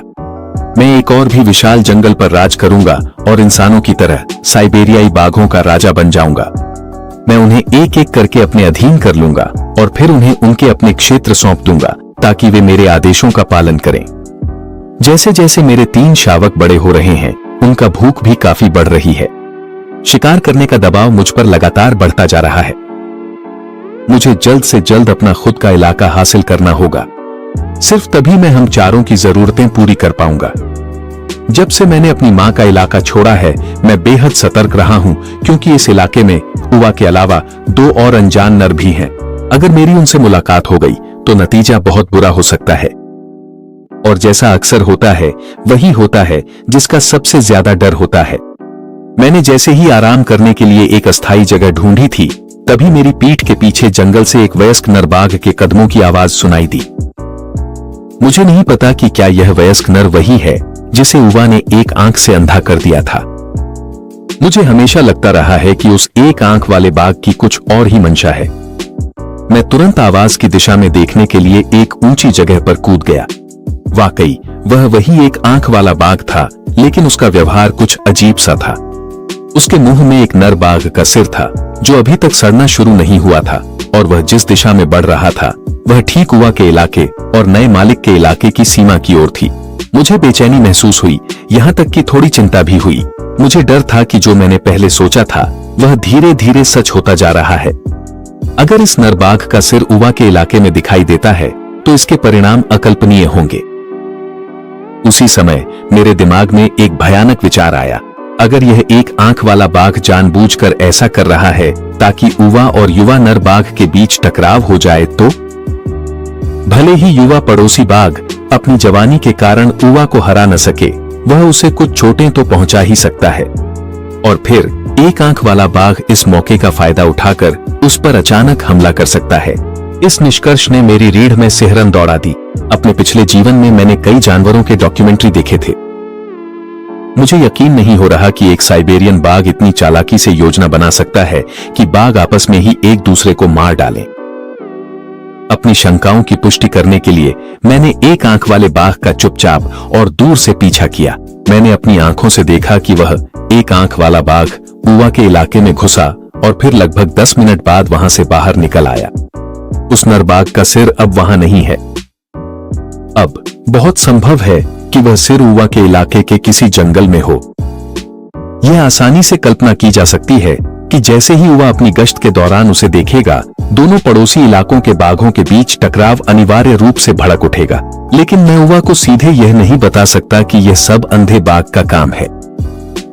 मैं चुपचाप हाथ पर हाथ धरे नहीं बैठ सकता, यह देखते हुए कि वह उसके खिलाफ साजिश कर रहा है। हालांकि ठीक जब मैं युवा के इलाके में प्रवेश करने ही वाला था, मैंने एक गुस्से से भरी दहाड़ सुनी। धत्त तेरी की! यह आवाज निसंदेह युवा की ही है। मैं पूरी ताकत से दौड़ पड़ा। मुझे युवा को पड़ोसी इलाके में जाने से रोकना ही था। लेकिन जब मैं वहां पहुंचा तो मुझे पता चल गया कि अब बहुत देर हो चुकी थी। उस समय युवा हत्यारी नजरों से उस बाघ के सिर को घूर रहा था। युवा के लिए पड़ोसी इलाके का वह लड़का न सिर्फ बदतमीज था, बल्कि उसने उसकी जमीन पर आकर यह चुनौती भी दी थी। यह उसकी मां रानी की गरिमा के खिलाफ है और यह अटल है। सिर्फ उन गुस्से से भरे दहाड़ों से ही पता चल रहा था कि युवा कितना क्रोधित था। अगर मैं उस समय लापरवाही से पास जाता तो बहुत संभव था कि मैं उसकी नाराजगी का पहला शिकार बन जाता। आखिरकार अब हमारी पिता पुत्र की रिश्ता पहले जैसा करीबी नहीं रहा। अब मुझे हर हाल में यह रोकना होगा कि युवा और वह युवा बाघ आमने सामने न हो। लेकिन इस मामले से भी ज्यादा जिसने मुझे सबसे ज्यादा चौंकाया, वह उस अंधे बाघ की चालाकी और उसकी गणनात्मक सोच थी। यह तो उस सीमा से भी आगे था जो एक साइबेरियाई बाघ कर सकता है। क्या वह भी मेरी तरह एक मानव आत्मा रखता है? इस समय युवा एक बारूद के पीपे की तरह है।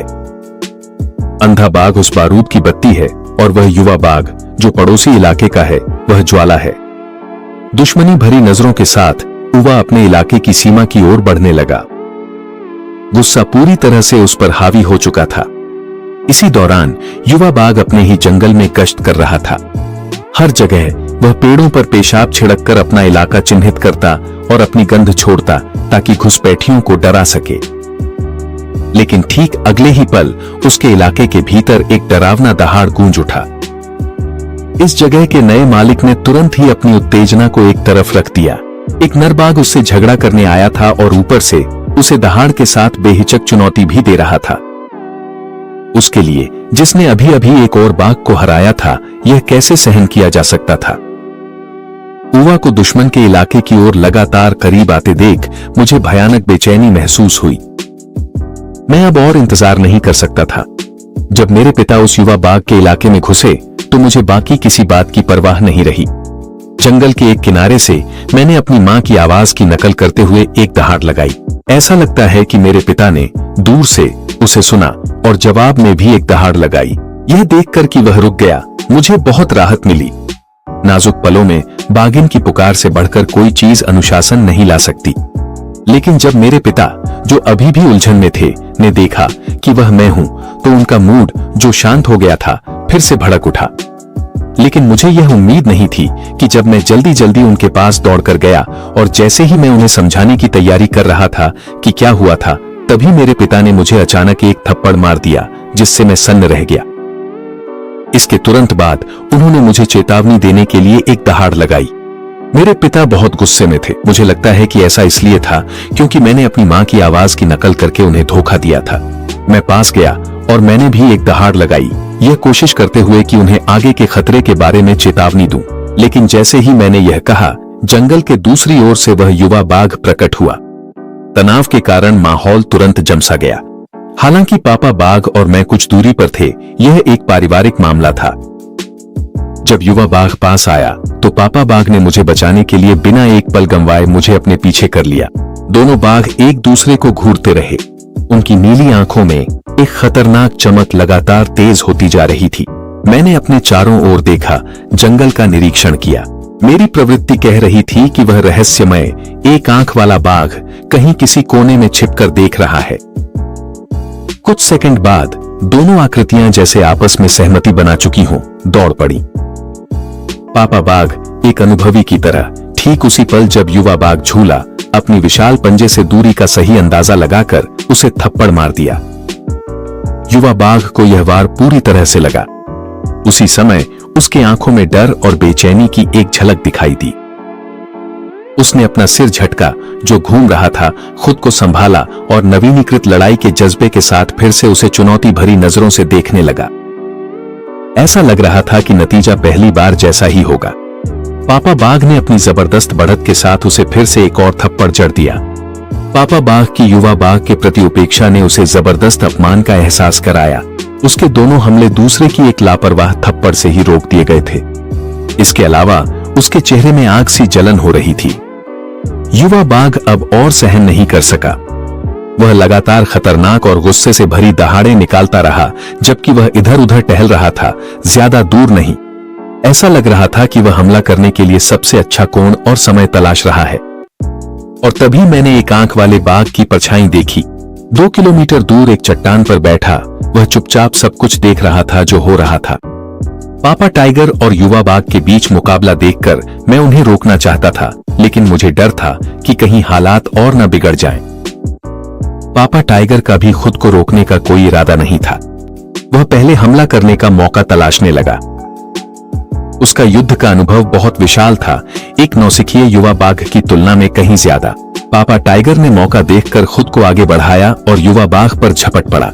उसका शरीर हवा में छलांग लगाते हुए एक काली छाया की तरह था, जिसने पल भर में युवा बाघ को ढक लिया, जब तक कि वह पापा टाइगर के शरीर के नीचे दब नहीं गया, जो उसके शरीर को जोर से काट रहा था। तभी युवा बाघ को पापा टाइगर के असली आतंक का एहसास हुआ। उसकी आंखों में डर इतना गहरा था कि मानो उसे छू भी सकते थे। उसे अपनी हर बात पर पछतावा हुआ। अगर वह आज जिंदा बचकर निकल गया तो शायद अपनी बाकी जिंदगी में कभी भी पापा टाइगर के इलाके में कदम नहीं रखेगा। कुछ पल की तनातनी के बाद पापा टाइगर के दांतों ने युवा बाघ का शरीर छोड़ दिया। फिर वह अपने प्रतिद्वंद्वी के पास गया और एक गूंजदार दहाड़ लगाई। यह सबसे शक्तिशाली चेतावनी थी। पापा टाइगर ने भी हारने वाले को खत्म नहीं किया। ऐसा लगता था कि नर बाघों की लड़ाइयों में यह एक अलिखित समझौता था। एक आंख वाला बाघ कब चला गया पता ही नहीं चला, और मुझे यह भी नहीं पता था कि ठीक उसी समय जब पापा टाइगर और मैं वहां से चले गए, एक आंख वाला बाघ फिर से चुपके से वहां आ गया। उसने अपनी जीभ निकाली और जमीन पर गिरी बाघ की बची हुई खून को चाट लिया। उसने इलाके का निरीक्षण किया और महसूस किया कि जमीन पर फैला सारा खून युवा बाघ का ही था। उसकी आमतौर पर शांत आंखों में एक झलक उत्साह की दिखाई दी। वह नजर तिरस्कार भरी थी।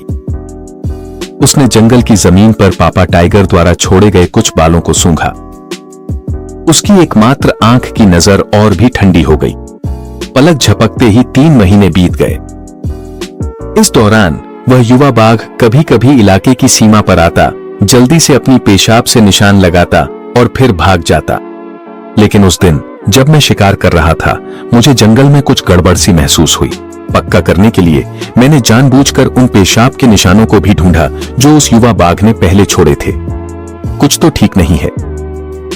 पहले भले ही वह मेरे माता पिता की रौबदार मौजूदगी से डरता था, यह युवा बाघ हमेशा किसी तरह चुपके से मेरी सीमा तक आकर अपना निशान छोड़ जाता था। लेकिन अब उसकी गंध बहुत ज्यादा हल्की हो गई है। यह तर्क संगत नहीं है। अगर कोई बाघ अपनी ही पेशाब से अपनी सीमा नहीं चिन्हित करता तो इसकी सिर्फ एक ही वजह हो सकती है।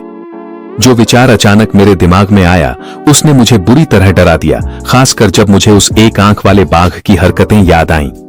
मेरे दिल की बेचैनी और भी बढ़ गई। इस खोज के बाद मैं सावधानी से इस इलाके के और अंदर चला गया। दसियों किलोमीटर के दायरे में मैंने 2 या 3 जगहों की जांच की। जहां उसके क्षेत्र की निशानियां होनी चाहिए थीं, वे गायब हो चुकी थीं। यहां जरूर कुछ अनजाना हुआ है। इसलिए मैंने तय किया कि मैं उस युवा बाघ के पास जाऊंगा, उसके क्षेत्र के केंद्र में, और जांच करूंगा। लेकिन मैंने कभी नहीं सोचा था कि जो मैं देखने वाला हूं वह मेरी दुनिया की धारणा को पूरी तरह बदल देगा। जैसे जैसे मैं युवा बाघ की गुफा के इलाके के पास पहुंचा, मुझे रास्ते में कई जानवरों की लाशें मिलने लगी। यह असामान्य नहीं है कि साइबेरियाई बाघ के क्षेत्र में जानवरों की लाशें मिलें, लेकिन इन शवों की संख्या इतनी अधिक थी कि मुझ जैसे बूढ़े बाघ को भी चिल्लाने का मन हुआ। यह तो सीधा साधा सभी जानवरों के खिलाफ एक अंधाधुंध नरसंहार था। मैं जल्दी से एक ऊंची चट्टान पर चढ़ गया ताकि मुझे बेहतर दृश्य मिल सके। 1 या 2 किलोमीटर के दायरे में सैकड़ों जानवरों की लाशें पड़ी थीं। जब मैंने उन्हें करीब से देखा तो मुझे कुछ समझ में आया। इनमें से अधिकांश जानवरों की गर्दन पर काटने के निशान थे, जिससे वे तुरंत मर गए थे। यहां तक कि सबसे बड़े जानवरों जैसे जंगली सुअर की भी गर्दन की हड्डियां टूटी हुई थीं। सबसे डरावनी बात यह थी कि इन जानवरों के शरीर अंदर से खाली कर दिए गए थे, सिर्फ उनकी खाल और हड्डियां ही बची थीं। मौसम और लाशों के सड़ने की स्थिति को देखकर लगता है कि इन सभी जानवरों की हत्या पिछले 2 हफ्तों में की गई थी। लेकिन जो बात मुझे सबसे ज्यादा डरावनी लगी वह यह थी कि इतनी बड़ी घटना होने के बावजूद न सिर्फ मैं, जो इलाके की सीमा पर था, बल्कि मेरे माता पिता भी, जिनके पास इतनी अनुभव था, यह नहीं समझ पाए कि कुछ गलत हो रहा है। जांच करते समय मैंने एक भारी दबाव महसूस किया। मेरे चारों ओर का जंगल एक विशालकाय जानवर की तरह था जो इस इलाके को घूर रहा था। वातावरण बहुत ज्यादा शांत था। यहां तक कि जंगल के पक्षी भी यहां उतरने की हिम्मत नहीं कर रहे थे। जबरदस्त मानसिक दबाव सहते हुए मैं धीरे धीरे गुफा के स्थान की ओर बढ़ता गया। 200-300 मीटर के दायरे में पहुंचते ही मुझे फिर से हवा में कुछ अजीब सी गंध महसूस हुई। यह वही जानी पहचानी गंध थी जो युवा बाघ की थी। मेरी ही प्रजाति की कोई अनजानी खुशबू और इतना तीव्र खून की बदबू थी कि वह सब कुछ ढक रही थी। मैंने अपने सामने फैली अंधकार की ओर कदम बढ़ाए। दूर कहीं एक हल्की सी रोशनी दिखाई दी। मैं गुफा के अंदर जो कुछ था उसे साफ साफ देख सका। वह एक डरावनी सुंदरता वाली फूल थी जिससे असहनीय खून की बदबू आ रही थी, और उस फूल की नोक पर एक छोटा सा लाल फल था जिससे बेहद आकर्षक खुशबू आ रही थी। लेकिन जो चीज मुझे सच में दहशत से भर गई वह थी वह जगह जहां इस पौधे की जड़ें थीं। असंख्य लताएं युवा बाघ के मांस और हड्डियों में धंसी हुई थीं। वे लताएं लगातार मरोड़ खा रही थीं, उसके शरीर से पोषक तत्व निकालकर ऊपर भेज रही थीं। मैं जो कुछ भी देख रहा था वह बहुत ही अजीब था, मेरी समझ से पूरी तरह बाहर। अचानक मैंने फिर से उस मोहक खुशबू को सूंघा और खुद को रोक नहीं पाया। मेरी अगली टांगें आगे बढ़ गईं। अचानक मेरे सामने पूरा दृश्य बदल गया। गगनचुंबी इमारतें, शहर की नियॉन लाइटें, वे दृश्य सामने आ गए जिन्हें मैंने बाघ के रूप में पुनर्जन्म लेने के बाद लगभग भुला ही दिया था। वे फिर से सामने आ गए। डर के मारे मैंने नीचे झुककर अपना शरीर देखा। मेरे मजबूत बाघ के पंजे अब 5 इंसानी उंगलियों में बदल गए थे। अचानक मैंने आगे से आती एक गर्म और जानी पहचानी सी अनुभूति महसूस की। मैं पास जाकर अभिवादन करना और पूछना चाहता था कि क्या हम एक दूसरे को जानते हैं, लेकिन अचानक एक बेचैनी ने मुझे घेर लिया। मैंने ठीक उसी समय रुक गया जब मैं एक कदम आगे बढ़ाने वाला था, और तभी मुझे एक तेज दर्द महसूस हुआ। जब मैंने दोबारा आंखें खोली तो मेरे सामने का दृश्य बिल्कुल भी नहीं बदला था। मेरा शरीर अब भी एक साइबेरियाई बाघ का ही था और मेरे पंजे बिल्कुल भी नहीं बदले थे, और वह आकर्षक दिखने वाला पौधा मेरे शरीर के अंदर जड़ें जमाने की पूरी कोशिश कर रहा था।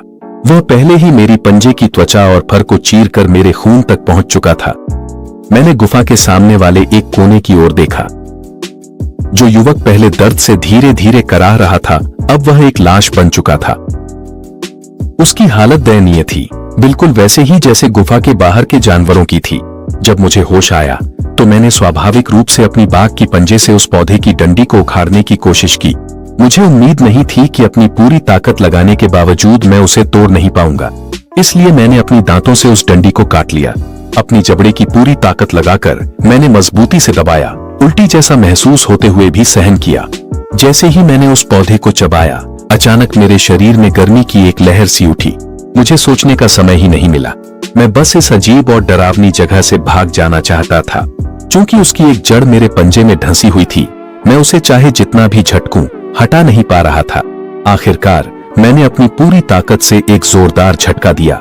मैं गुफा से भागता हुआ बाहर निकला, पूरे पौधे को अपने साथ घसीटते हुए, और जो असहजता महसूस हो रही थी उसे सहन करता रहा। मैं तब तक नहीं रुका जब तक कि मैं गुमा के इलाके में नहीं पहुंच गया। उस मोहक पौधे का एक हिस्सा निगलने की अनुभूति याद करते हुए मैंने उसे फिर से काट लिया। तुरंत ही एक तीव्र खुशबू मेरे मुंह में भर गई। अचानक उस अजीब पौधे की बनावट पत्थर जैसी सख्त हो गई, और ठीक उसी समय मेरे भीतर वह रहस्यमय शक्ति जोरदार तरीके से उभर आई। एक ही पल में वह सख्त हो चुकी पौधा टुकड़ों में बिखर गई और उसके भीतर से बहता मीठा रस मेरे पेट तक पहुंच गया।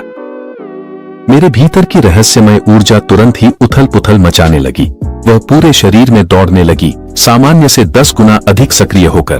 मैं अपने शरीर में हो रहे बदलावों को साफ साफ महसूस कर सकता था। इस चीज का तरल मेरे भीतर की रहस्यमय ऊर्जा को अत्यधिक बढ़ा सकता था। मैं इस विस्फोटक शक्ति की अनुभूति का आदी हो गया था। इसी बीच अंधा बाघ चुपके से गुफा तक पहुंच गया, लेकिन जल्द ही उसे महसूस हुआ कि कुछ गड़बड़ है। वह लाल पौधा जिससे वह ग्रसित था अब वहां नहीं था। उसने पूरी गुफा में खोजबीन की और धीरे धीरे कुछ सुराग मिलने लगे, अपनी ही जाति के किसी एक का गंध। अंधा बाघ धीरे धीरे उस निशान का पीछा करने लगा। यह स्पष्ट था कि अंधे बाघ की हालिया गुमशुदगी का संबंध इसी पौधे से था। तब तक मैंने उस पौधे को पूरी तरह निगल लिया था। इस मजबूत हुए शरीर के साथ न केवल मेरी सूंघने और सुनने की शक्ति बहुत दूर तक पहुंच गई थी, बल्कि मेरी गति और ताकत भी काफी बढ़ गई थी। मैं उस स्तर तक पहुंच गया था जहां मैं एक औसत वयस्क नर बाघ का मुकाबला कर सकता था। मुझे खुद भी पता नहीं चला कि दौड़ते समय मेरा शरीर कई असामान्य बदलावों से गुजर रहा था। यह किसी विकास जैसा लग रहा था। एक खास और अजीब सी अनुभूति मेरे पूरे शरीर में फैलने लगी। धीरे धीरे मुझे एहसास होने लगा कि मेरे साथ कुछ बहुत गलत हो रहा है। जंगल में ज्यादा देर रुकने की हिम्मत न करते हुए मैं पूरी रफ्तार से उस गुफा की ओर दौड़ा जो हमारा आश्रय थी।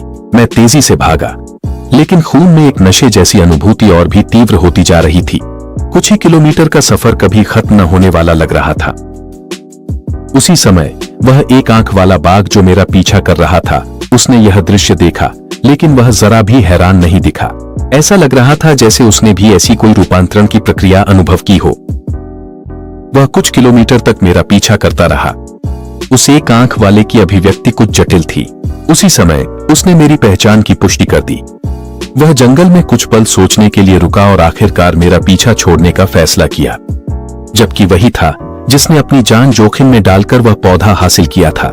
हालांकि उसकी ताकत भी बहुत बढ़ गई थी, उस समय वह यह सुनिश्चित नहीं कर पा रहा था कि वह मुझे हरा सकेगा। जब वे दोनों छोटे हैरानी से उभरे तो उन्हें वह रेंगती हुई पौधा भी सुंदर लगने लगी। वे उसे देखने के लिए कुछ कदम आगे बढ़े। सबसे छोटा तेंदुआ पहले तो उस चीज से डर गया था, लेकिन बाद में उसमें भी गहरी जिज्ञासा जाग गई। और ठीक उसी समय कुछ बड़ी और मजबूत पंजे जोर से आगे की ओर झपटे। पौधे की बेलें छोटे बाघ से कुछ ही सेंटीमीटर की दूरी पर थीं। निर्णायक क्षण में मेरे पंजे ने उसे बचा लिया। मुझे अभी भी सिर थोड़ा चकराया हुआ महसूस हो रहा था। जैसे ही मैंने अपनी आंखें खोली, मैंने अपने सामने का दृश्य धुंधला धुंधला देखा। इसलिए बिना हिचकिचाए मैंने अपना पंजा उठाया और जोर से नीचे गिरा दिया। हालांकि धमाका इतना जोरदार था कि मैं खुद भी चौंक गया, और वो भी तब जब मैंने सिर्फ पंजा उठाकर हल्का सा नीचे मारा था और मेरा पंजा जमीन में 10 सेंटीमीटर से भी ज्यादा धंस गया। मैं अपनी पंजे की ताकत से उतना ही हैरान था जितना उस पौधे से निकलने वाले मीठे तरल से।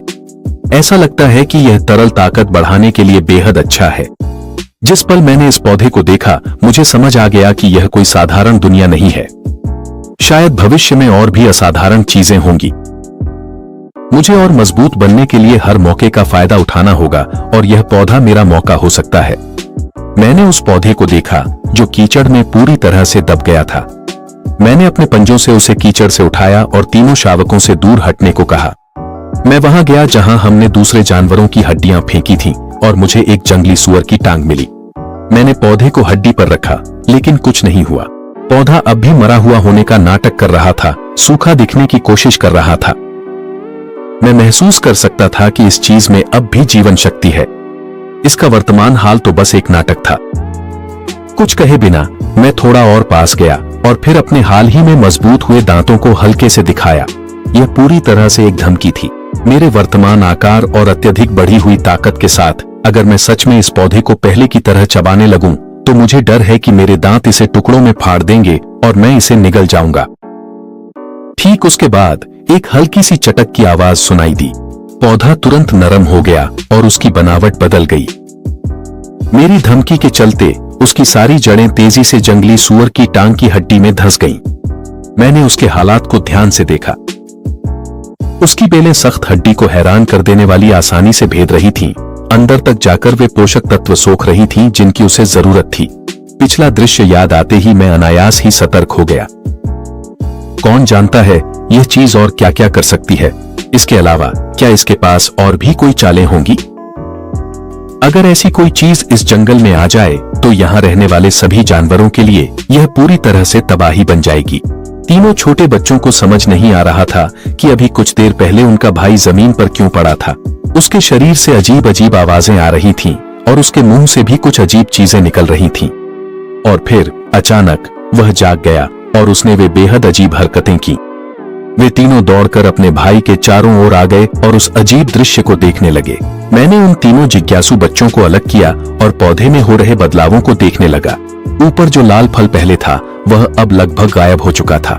मोटा तना जो पहले अंगूठे जितना मोटा था अब काफी सिकुड़ गया था और बिल्कुल भी अच्छा नहीं लग रहा था। जैसे ही उसकी पतली जड़ें जंगली सूअर की टांग की हड्डी में ढंसी, पौधे की जड़ से धीरे धीरे एक फ्लोरेसेंट रोशनी जमा होने लगी। फिर वह रोशनी परत दर परत ऊपर चढ़ती गई जब तक कि आखिरकार सब कुछ ऊपर फल में केंद्रित नहीं हो गया। मुझे लगता है कि यह पौधा दूसरी जीवों से जीवन ऊर्जा लेकर उसे उस फल में संकेंद्रित करता है और इसी तरह विकसित होता है। यह दृश्य मुझे कुछ हद तक हैरान कर गया। क्या यह जंगल एक और बड़ा बदलाव झेलने वाला है? मेरी बदली हुई आंखें अब सिर्फ साधारण पीले रंग की नहीं थीं। अब वे चमक रही थीं और इस वक्त मेरी नजरें उस खतरनाक और डरावने पौधे पर जमी हुई थीं। वाकई यह एक जोखिमों से भरी तकदीर है। मैंने एक लंबी सांस ली और उन तीनों नन्हे बच्चों को उस पौधे से दूर रहने की चेतावनी दी। इसी बीच मैं जंगल के अंदर गहराई की ओर दौड़ गया। करीब 10 मिनट बाद मैं अपने मुंह में एक मरा हुआ जंगली खरगोश लेकर लौट आया। मैंने दूर से उस पौधे पर नजर डाली और मेरी हैरानी की बात यह थी कि वह अभी भी वहीं था, कहीं गया नहीं था। वह अब भी जंगली सूअर की हड्डियों के ढेर पर जमी हुई थी जिसमें अब कोई पोषक तत्व नहीं बचा था। उसका नाजुक सा शरीर पहाड़ी हवा में धीरे धीरे झूल रहा था। वह किसी छोटे जीवित हो गए परिकठा के बौने जैसी लग रही थी। मैं पास गया और मरा हुआ खरगोश उसके पास गिरा दिया।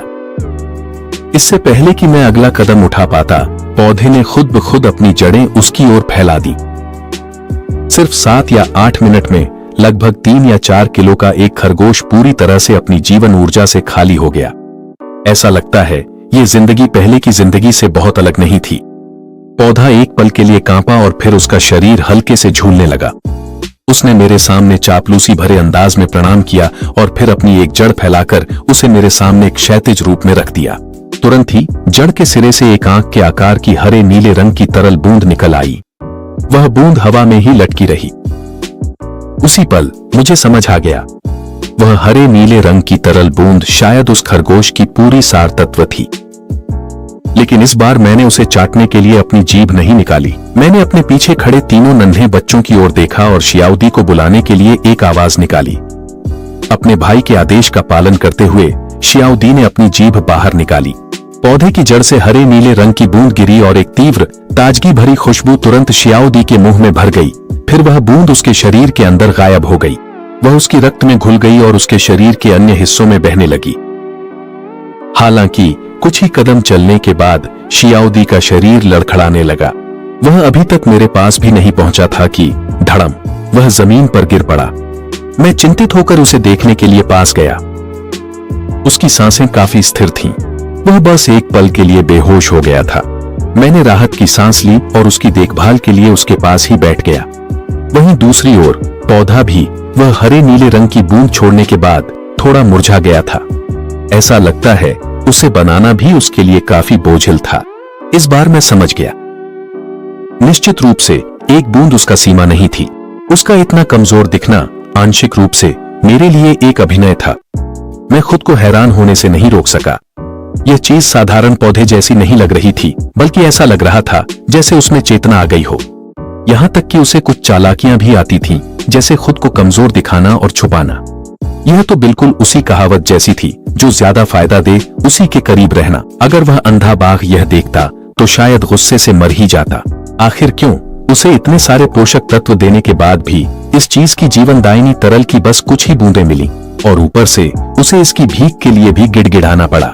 मुझे नहीं पता कि इस पौधे का प्रकट होना क्या मायने रखता है या इसका इस जंगल पर क्या असर पड़ेगा, लेकिन मैं इतना जरूर समझता हूँ कि यह एक नए युग की शुरुआत का संकेत हो सकता है। मुझे पहले से ही तैयार रहना होगा। इस अचानक हुए बदलाव ने मेरी सारी योजनाएं उलट-पुलट कर दी। छोटे बाघ पर करीब से नजर रखने और यह सुनिश्चित करने के बाद कि उसकी जान को अब कोई और खतरा नहीं है, मैं थोड़ा शांत हो गया। 2 घंटे इंतजार करने के बाद छोटा बाघ आखिरकार अपनी आंखें खोलता है, थोड़ा चकराया हुआ और अभी तक इस प्रक्रिया का आदी नहीं हुआ था। मेरे पास उसे ध्यान से देखने का समय नहीं था। मैं शिकार जारी रखने और उन तीनों शावकों को चेतावनी देने की तैयारी करने लगा। उन्हें उस पौधे से दूर रहना होगा। इसके बाद मैं फिर से जंगल के अंदर चला गया। हालांकि मेरे शरीर में कुछ बदलाव आए थे और यह प्रक्रिया बहुत दर्दनाक थी, लेकिन इनाम भी बहुत बड़ा था। कम से कम अब मैं अपने भीतर छिपी हुई अपार शक्ति को गहराई से महसूस कर सकता हूं। सर्दी अब आ चुकी है। मुझे न केवल तीनों शावकों के लिए खाना जुटाना है, बल्कि मुझे इस पौधे को भी कुछ पीने के लिए देना होगा ताकि वह और अधिक मीठा तरल बना सके। कम से कम इतना तो होना ही चाहिए कि तीनों शावक विकसित हो सकें। जब मैं छोटे बाघ के जागने का इंतजार कर रहा था, तब मैंने यह भी खोजा कि वह मीठा और हरा सा तरल जीवों के शरीर को मजबूत करने के लिए बहुत शक्तिशाली प्रभाव रखता है। अगर इसे बड़ी मात्रा में या लंबे समय तक सेवन किया जाए तो यह यहाँ तक कि आनुवंशिक सीमाओं को भी तोड़ सकता है और किसी उच्च स्तर के जीवन रूप में विकसित कर सकता है। मेरा दिल और जोर से धड़कने लगा। जंगल में दौड़ते समय मेरी गति और भी तेज हो गई थी। अब तो मैं एक ही छलांग में 6 या 7 मीटर की दूरी भी पार कर सकता था। जंगल में अपनी ताकत आजमाने के बाद मैं अपने एक पंजे को देखने लगा। जो छेद बना था वह एक बास्केटबॉल के आकार का था। अब तो मैं अपनी वर्तमान ताकत का भी अंदाजा नहीं लगा सकता था, और इस बार की उपलब्धियां केवल ताकत और गति में वृद्धि तक ही सीमित नहीं थीं। मेरी दृष्टि, मेरी सुनने की क्षमता और मेरी अन्य इंद्रियां भी काफी हद तक बेहतर हो गई थीं। मेरी शारीरिक स्थिति में यह समग्र सुधार मुझे अपार खुशी से भर रहा था। अब जो ताकत मेरे पास है, उसके साथ अगर मैं दूसरे वयस्क साइबेरियाई बाघों से भी मिलता तो उनका सामना करने और यहाँ तक कि उन्हें हराने की क्षमता रखता। यही सोचते हुए मैं उस पौधे को पर्याप्त पोषक तत्व देने की तैयारी करने लगा। जो हरी वाइटल पदार्थ मैं बनाऊंगा उसे मैं तीनों शावकों को धीरे धीरे खाने दूंगा। इस तरह वे भी यथासंभव तेजी से बढ़ सकेंगे, और अगर आगे चलकर कुछ बच जाता तो मैं पापा और मम्मी बाघ को भी थोड़ा देने पर विचार करता। हालांकि वर्तमान लाभ सुखद आश्चर्य थे, मैंने एक और बात के बारे में भी सोचा। अगर ऐसी कोई पौधा सामने आ सकता है तो भविष्य में और कौन सी अनजानी चीजें सामने आ सकती हैं? शायद क्या अज्ञात और शक्तिशाली जीवों का अस्तित्व भी हो सकता है? चिंता ने मुझे घेरना शुरू कर दिया और मेरे मन में ऐसी स्थिति का सामना कैसे किया जाए इसकी योजना और सोचने लगा। मुझे लगता है कि सिर्फ हम छोटे बाघों से ही काम नहीं चलेगा। हमें पापा बाघ और मम्मी बाघ को जल्द से जल्द अपने साथ मिलाना चाहिए। सिर्फ तभी हमारे पास इतना बल होगा कि हम अज्ञात खतरों का सामना कर सकें, इससे पहले कि बड़ा बदलाव आए। जब मैं यह सोच रहा था, एक गाढ़ी और खून की सी महक मेरी नाक में आई। एक काला भालू खा रहा था। मैंने तुरंत समझ लिया, और वह मुझसे लगभग 10 किलोमीटर दूर बाईं ओर और आगे था। मैंने एक पल के लिए भी संकोच नहीं किया। मैं देखना चाहता था कि क्या अपनी वर्तमान ताकत से मैं एक काले भालू को हरा सकता हूं या यहां तक कि उसे मार सकता हूं। इस विचार के साथ मेरे शरीर की शक्ति तुरंत फूट पड़ी। मैं जंगल में अविश्वसनीय गति से आगे बढ़ा, यह सुनिश्चित करते हुए कि मैं भालू के पास जितनी जल्दी हो सके पहुंच जाऊं। 10 किलोमीटर से ज्यादा की दूरी न तो बहुत ज्यादा थी और न ही बहुत कम। मैं पूरी रफ्तार से दौड़ा, अपनी ताकत को नियंत्रित करते हुए। मुझे वहां पहुंचने में 10 मिनट से थोड़ा ज्यादा समय लगा। काला भालू अपनी पंजों से एक जंगली सुअर की लाश को नोच नोच कर खा रहा था, जिससे अभी भी धुआं उठ रहा था। अचानक उसने सिर उठाया और मुझे देखकर एक पल के लिए सन्न रह गया। फिर उसने गुस्से और खतरे से भरी दहाड़ लगाई। उसकी आवाज जंगल में गूंज उठी। काला भालू अब पागलों की तरह मेरी ओर दौड़ रहा था। उसका शरीर हर कदम पर कांप रहा था। मैं नहीं डरा, हालांकि वह भालू मुझसे थोड़ा बड़ा था। जब वह मेरी ओर दौड़ रहा था, मैंने भी उसे चुनौतीपूर्ण दहाड़ के साथ जवाब दिया। उसका विशाल और काला पंजा गुस्से में मेरी ओर झपट पड़ा। मेरी नजरें उसी पर टिकी थीं।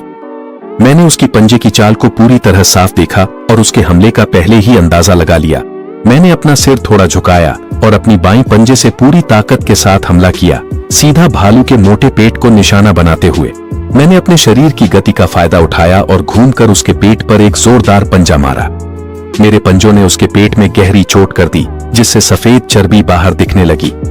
थोड़े से खून और एक पतली ऊतक की परत के पार उसके अंग साफ साफ दिखाई दे रहे थे।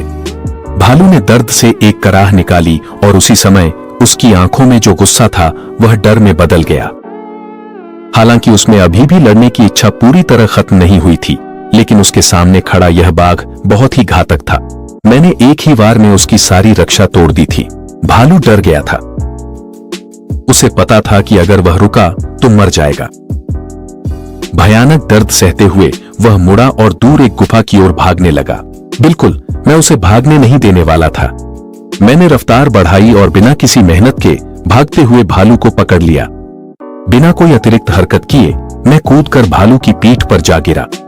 मैंने अपनी पूरी ताकत से उसे दबोच लिया, जबकि वह मेरी गर्दन को पंजों से नोचने की कोशिश कर रहा था। उसने मुझ पर पंजा मारा, लेकिन वह मेरे कुछ बाल ही उखाड़ सका। उसने मेरी त्वचा पर बस कुछ सफेद निशान छोड़े, जो तुरंत गायब हो गए।